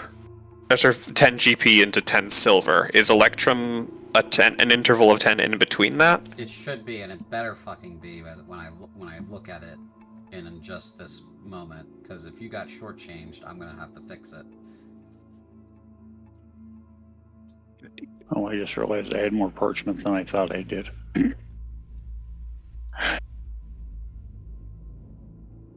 Figure currencies.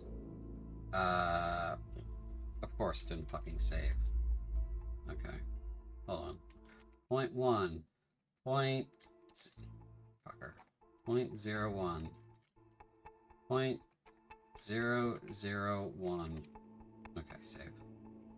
Submit. Save. Alright, that should have fixed it. Who got change in the smaller silver? I have 6 copper, 9 silver, and 8 gold now. Alright, you should have 9 electrum and 6 silver and 0 copper. Did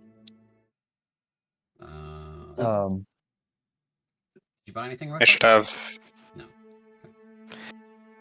I purchased a ration, so I should have 9 gold, 9 electrum, and 5 silver. 9 gold, 5 silver. Okay. I wish to do a sleight of hand check. Absolutely. I think it's the most appropriate thing I can think of, in that they described the art as everything including the statue. Rotak has noticed that the candle in his hands is really easy to just manipulate. Like, he's squeezed it a little too hard and it's changed shape. I want to do sleight of hand or something similar to attempt to, like, use his claws to carve the statue that he is looking at into the candle after, like, putting out the flame. So you want to Make art. make art? So turn the candle into the statue as, like, art? Yeah, he's gonna try to carve the candle into a replica of the statue as best he can. Alright, sure, yeah. With this idea. Make a dexterity check. Well, sleight of hand is fine too, I think, because you're trying to do precision handwork. So that's fine. Yep. Roll a sleight hand check. That's kind of what I was thinking.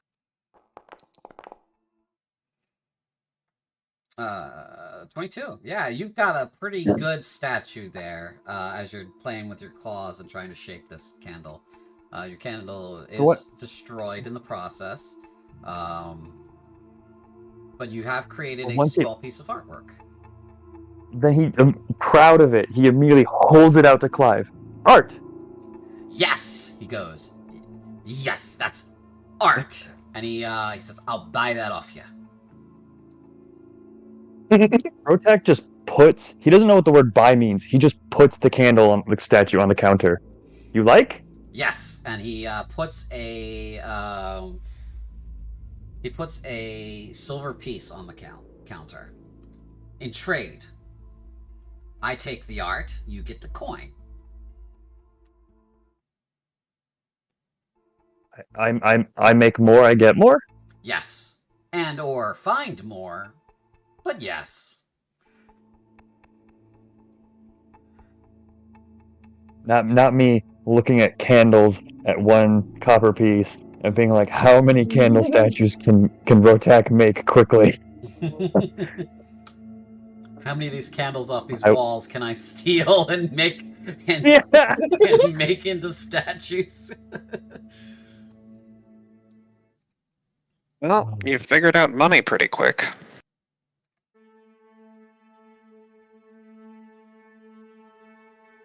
We traded bones for meat and fur. Is this money is like bones? Sorta. Hmm. Not useful for stabbing. Do you Clive. take writings? Yes, what can I do for you, Joriel? Sorry. I suppose the exact clarification of what we're supposed to be doing here has not been. We're supposed to just search through the castle, fight these shades that I heard mentioned, and eventually we'll find our way out. The mistress doesn't tell me a whole lot. I serve a function. That function is to trade with you all, right?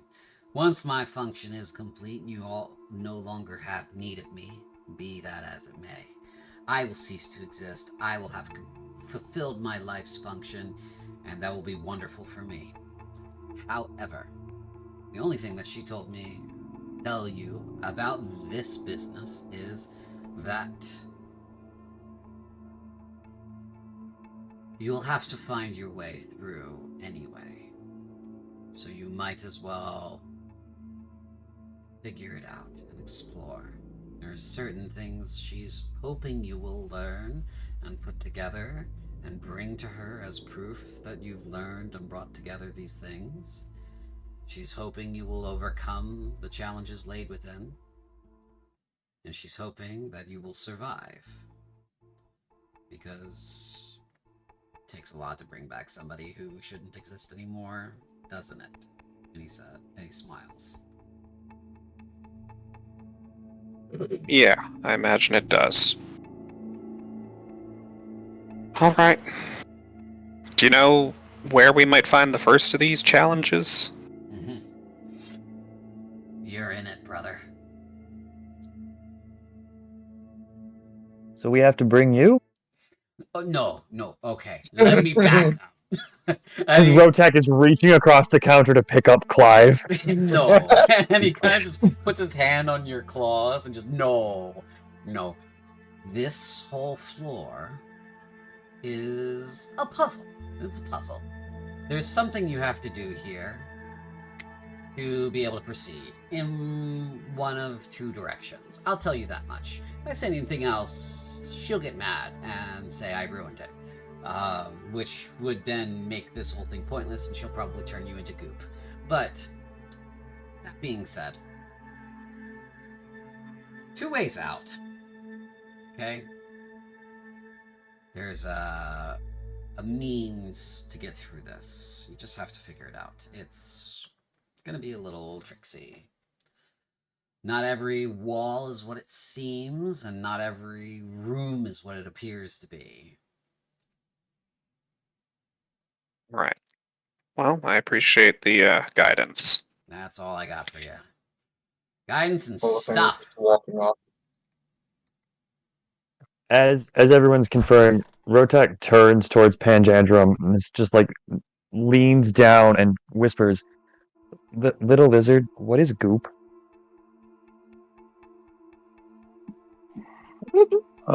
Is stuff you rub into your scales to keep them soft.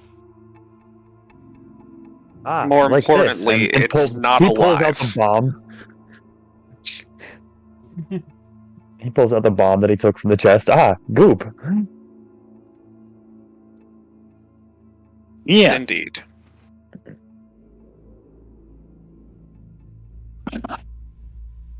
You'll note that that goop is incapable of speaking or moving or doing much of anything.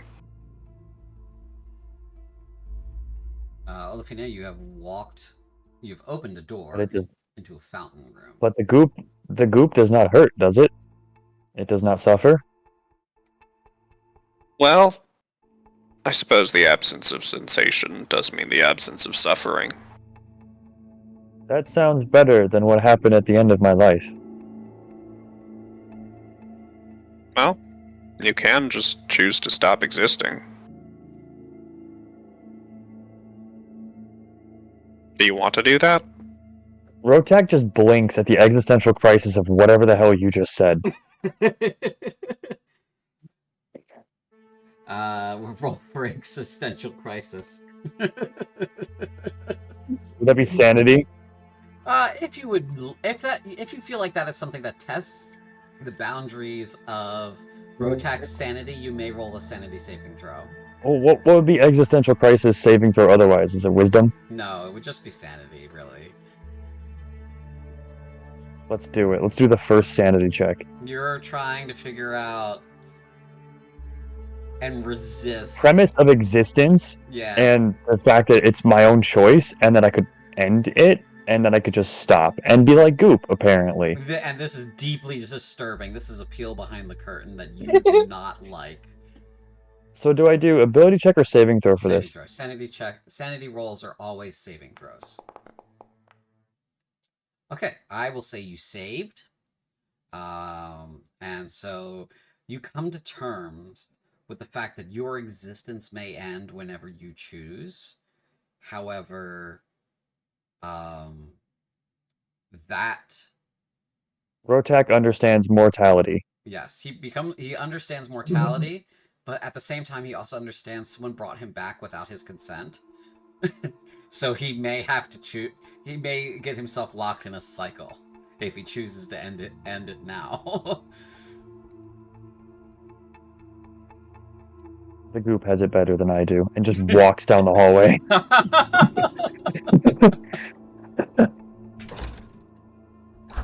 Throws a copper coin into the fountain, muttering for luck, and turns around and walks briskly out. Okay. Oh, I can't see in there. Oh. Alright, let's catch up with the others, Razan.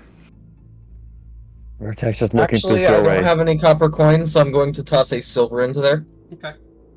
Subtract. Ah, Sorry. but you have light. Oh look, there are lights. The braziers light as you step into the room. This well-lit room seems to have a singular fountain within it.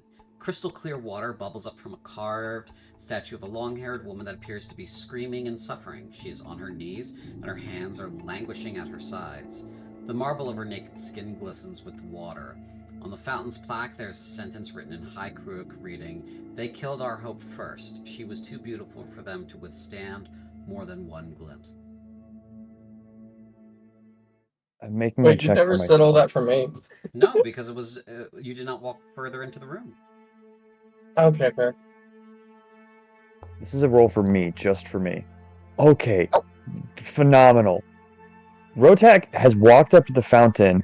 You can see he's like reaching his snout towards it, then stops, waits, turns back, and goes, "Drink?" Because he has realized he doesn't know if this is actually a good idea because apparently things are dangerous, and this is just water to him. But man, he just learned mortality, not to throw things, not to put candles to things, that doors exist. So he managed an intelligence check to just be like, should I not drink this water? You're looking at Joriel for this. Joriel, what's the range of your magical senses out to 9th level spells? I believe I am within range because my Yeah, perception is my perception's +6. Yeah, I just have the algorithm mentally saved. Olafina, I'm gonna get to your description if you want to hang out right where you were. Sure. So Alright. what's the range on that again? So it's 2 + 6, so it's 8 times 9 would be 72 feet. Okay, so you are definitely feeling magic coming off of this. It is well within a range of your magical senses. You're not sure what the level of this magic is, but you do feel that there is magic in the water.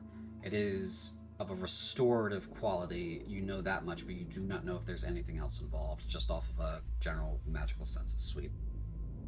It became activated, you do realize, when the lights came on. Right. You might Sorry, what'd you say, Olafina?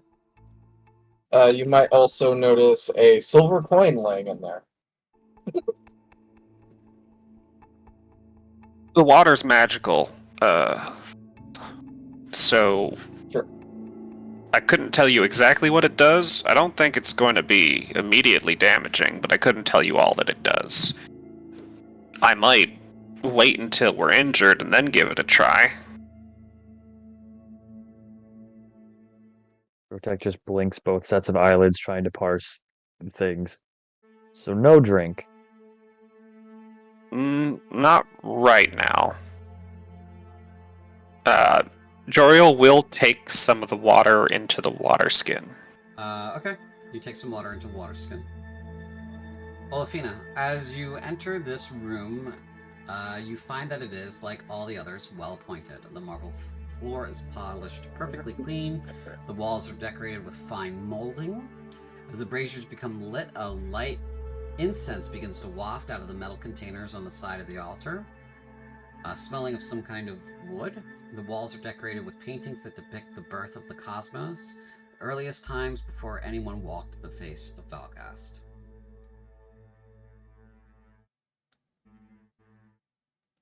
What was this again? An altar? That's an altar. Yeah. I'm going to walk up to it and see if I can recognize what it's an altar to. Roll a religion check. Alright. Alright, let's go catch up with the other one. Okay. I have one more thing in a second. The altar itself seems quite plain. It's crafted from a single piece of marble block. The front of it is carved with classic depictions of death. At the top of it is flat and even. There is a device sitting atop of it that looks like a model of the heavens. But I can't recognize who it's an altar to. It is a altar to death in the Dark Elvish tradition. So that would be Atzloth. Okay. It has no connotations or relationship with the Dark Gods. Because several of the Dark Gods can sometimes be conflated with death. Mm-hmm. So she's gonna kind of do a traditional like Drakogr sign before turning around and seeing everyone behind her and kind of freezing, hoping that no one noticed. Yeah. Rotak, you said you want to do one more thing in the fountain room?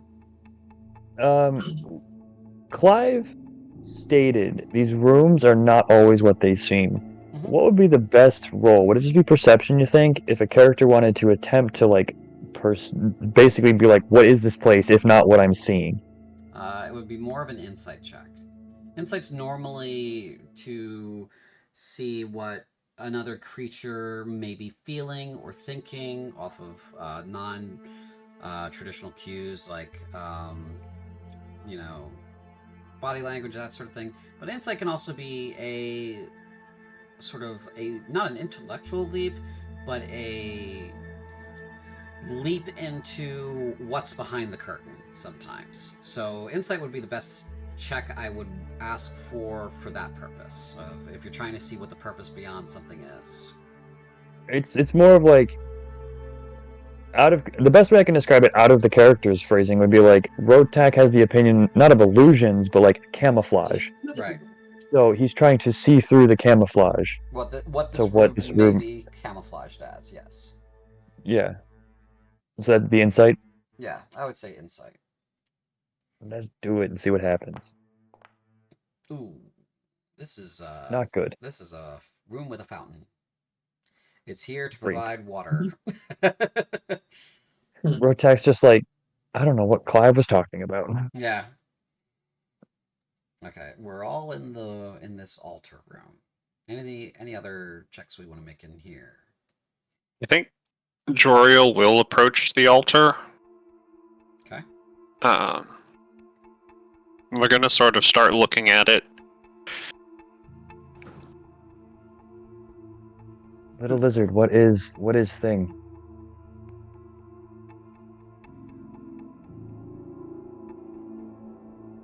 Do I predate? Like, when did the worship of Azeroth formally begin among the Drukogr? Let me see here real quick. Gotta check my notes. Because the timeline that you guys are given is from a very human-centric point of view. Indeed. Yeah, so...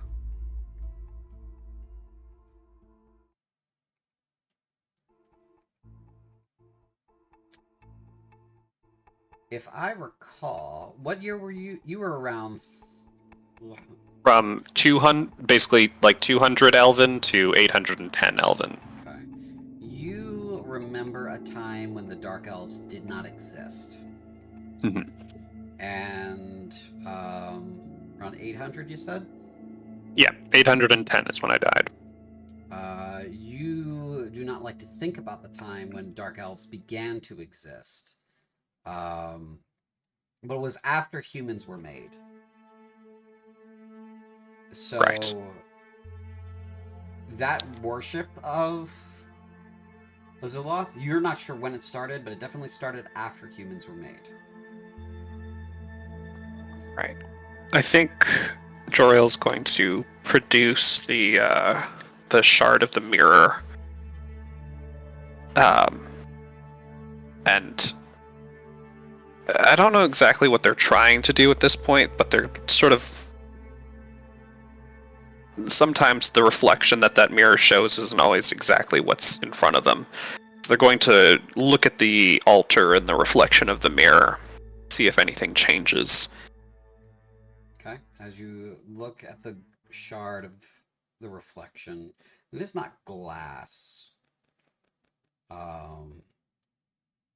It's not really even silver. This is some kind of reflective crystal that has been shaved and polished, and then it was set in a like a mirror backing, but it is now just a shard. And as you look at it, you see the model of the cosmos, model of the heavens, essentially, and that being like the spheres, not the heavens or the hells, not that sort of thing, but the spheres behind you. So you see Valgast is there, and Titanicus, Naquius, and Malleus there. And as you're looking in the mirror, these shapes change and become actual versions of themselves in the mirror. And you can see in the mirror that there is, as you're focusing, something on the moon, the white moon, that feels like it's looking at you.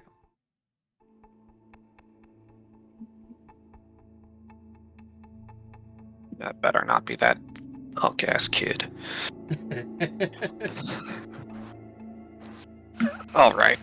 Joriel will feel unnerved and put the shard away, but they will sort of look at Olafina and think, what's the standard for showing respect at one of these altars? When you look at Olafina, she's checking out these vents, question mark, right here. That is a thermal. A what now? Sorry. A thermal. Does my character know what that does? A thermal is it's a sensor. It's basically a device that is for burning incense and that sort of thing. It's a religious, it's a religious artifact, sort of thing. Alright. She's going to make sure all of them are filled within, like, the proper amount of incense, and then she's going to turn around, look at him, and see that he's looking at her.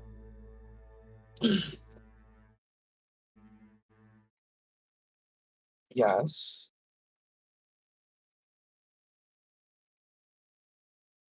there a sign you make? Words you say? She does kind of a sign that comes from the Dramini, Drakagura, etc. And then points at the altar. And then Doriel- she smiles sorry. and turns away. Sorry. Doriel will, I think, start to mimic that sign.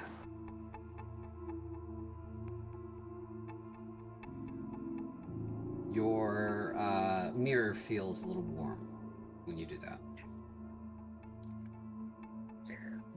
Rotak's like peeking over you guys as you're doing this, and just, what is thing?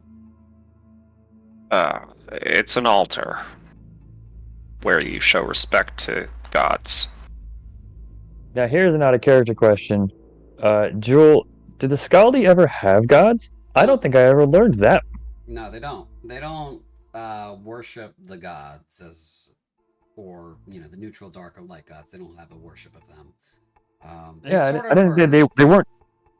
They're spiritual, but they're not organized religion types. Yeah, they weren't triumvirate. They weren't any of the three. They weren't neutral gods. Yeah, okay. So the Scaldi are like not. All right, cool. I just wanted to check. So Rotak's just gods? Great Think of them like spirits of great power. This is where you show respect to beings of great power. Let's see. well, What? one of them in particular. What being is what being? Death. Respect to death.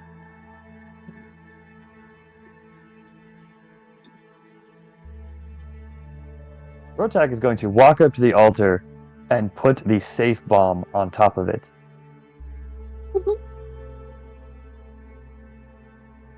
The As safe. it- You put it on top. Anything else you do?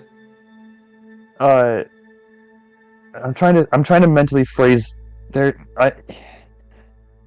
There was a moment I wanted him to say something of like, may the death be better than the goop, because of what they've been talking about with Mhm. things. Okay. As you lay it there and you say, "May the death be better than the goop," you get.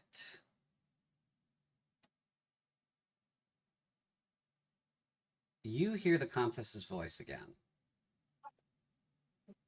And just you. And she says to you, "That's the purpose of what we're doing here, Rotak. That's why you're being tested, so that we can see if that's going to be achievable." This is one of the few cases where Elephant is staying in the room, watching everyone very carefully to make sure they don't, defile this place. Yeah. So Rotak, you hear those words from the Comtesse, and that's all. The voice fades away. In Dramini society, would this be considered, severely disrespectful to Azeroth, or is this just, No. okay, he's doing a thing. He's just doing a thing. Let him be. Yeah. He's, as far as you can see, he's presenting an offering words, and that's fine. He's doing his best, and his intentions are good as far as you can see. So, there would be no reason for you to be offended from this. Right. Yeah. So, Rotek, do you have any mental response to that, or does that panic him, or what's his reaction?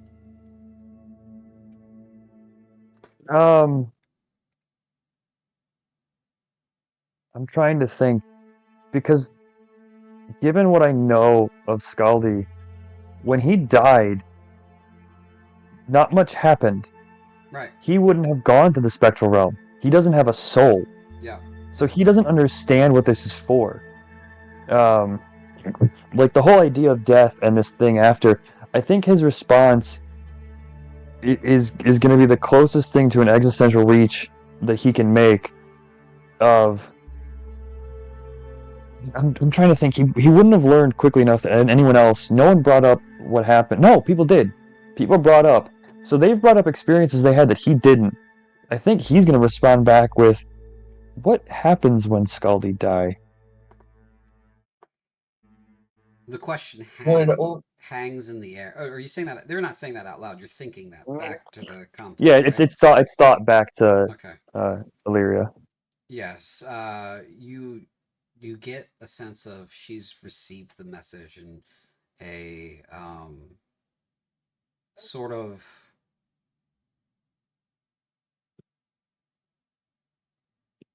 it's sort of like when a parent says something to you like you're not ready for that or yet, or I'm sorry, I will tell you about that later, or it's a subject that they tried to protect you from, that sort of thing. And you get the sense that she regards you from wherever she is, metaphysically looking at you, and imparts that sense of this is not something that you are prepared to handle.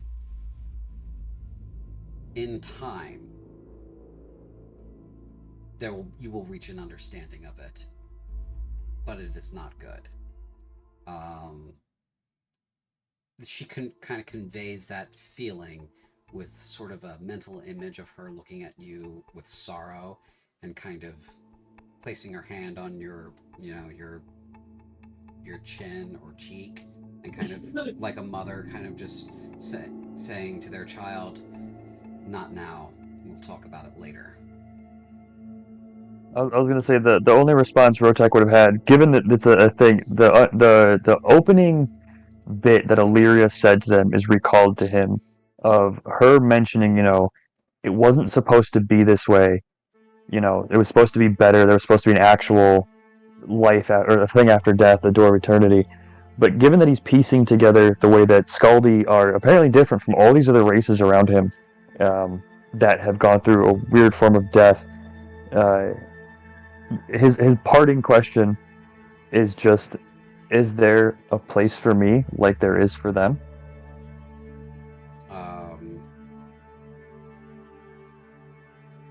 The response is,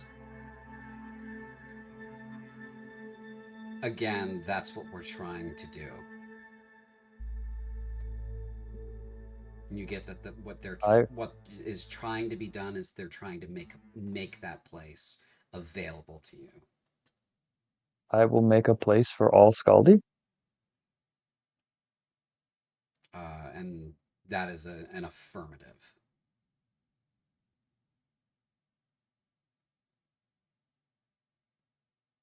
Yeah, okay. Rotek's real happy now. He is suddenly extremely motivated. So these three have had a moment here. Pangeridium. Anything you want to do, because this will be probably the last thing we do for the session while you're here. He is extremely kind of freaked out by all of this stuff. Yeah.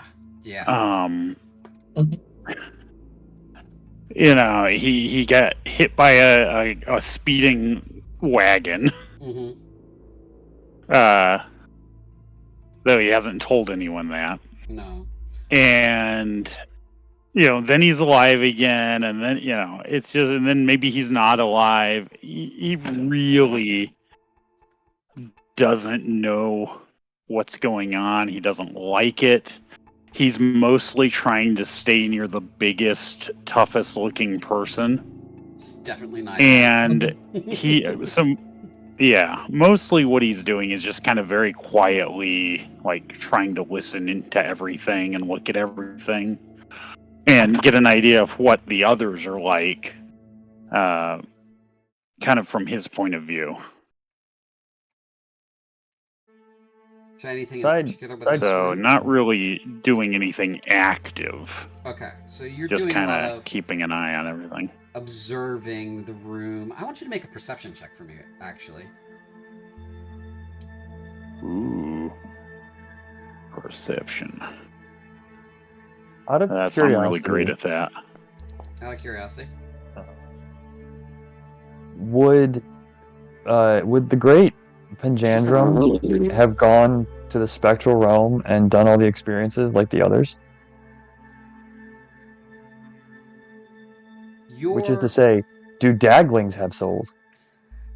Out of curiosity, you're not sure because Pange here is the only one that you've ever seen. I know you're asking out of character. I'm not going to give you what you're asking for. I'm going to give you Rotek's perspective on this. Pange Well, I mean, because Pange would know. Pange would know. As far as Pange is concerned, he doesn't remember. None of you remember a time in the spectral realm. Is the thing. Oh, I thought we did. Okay. No, you don't remember it. You remember the final oblivion of it, and you remember being brought back or reconstituted, and how much that hurt, and how much it was like being ripped away. That was what the first monologue was when we were reading in. Yeah. That was your resurrection from being fully obliterated, or as far as that can be done.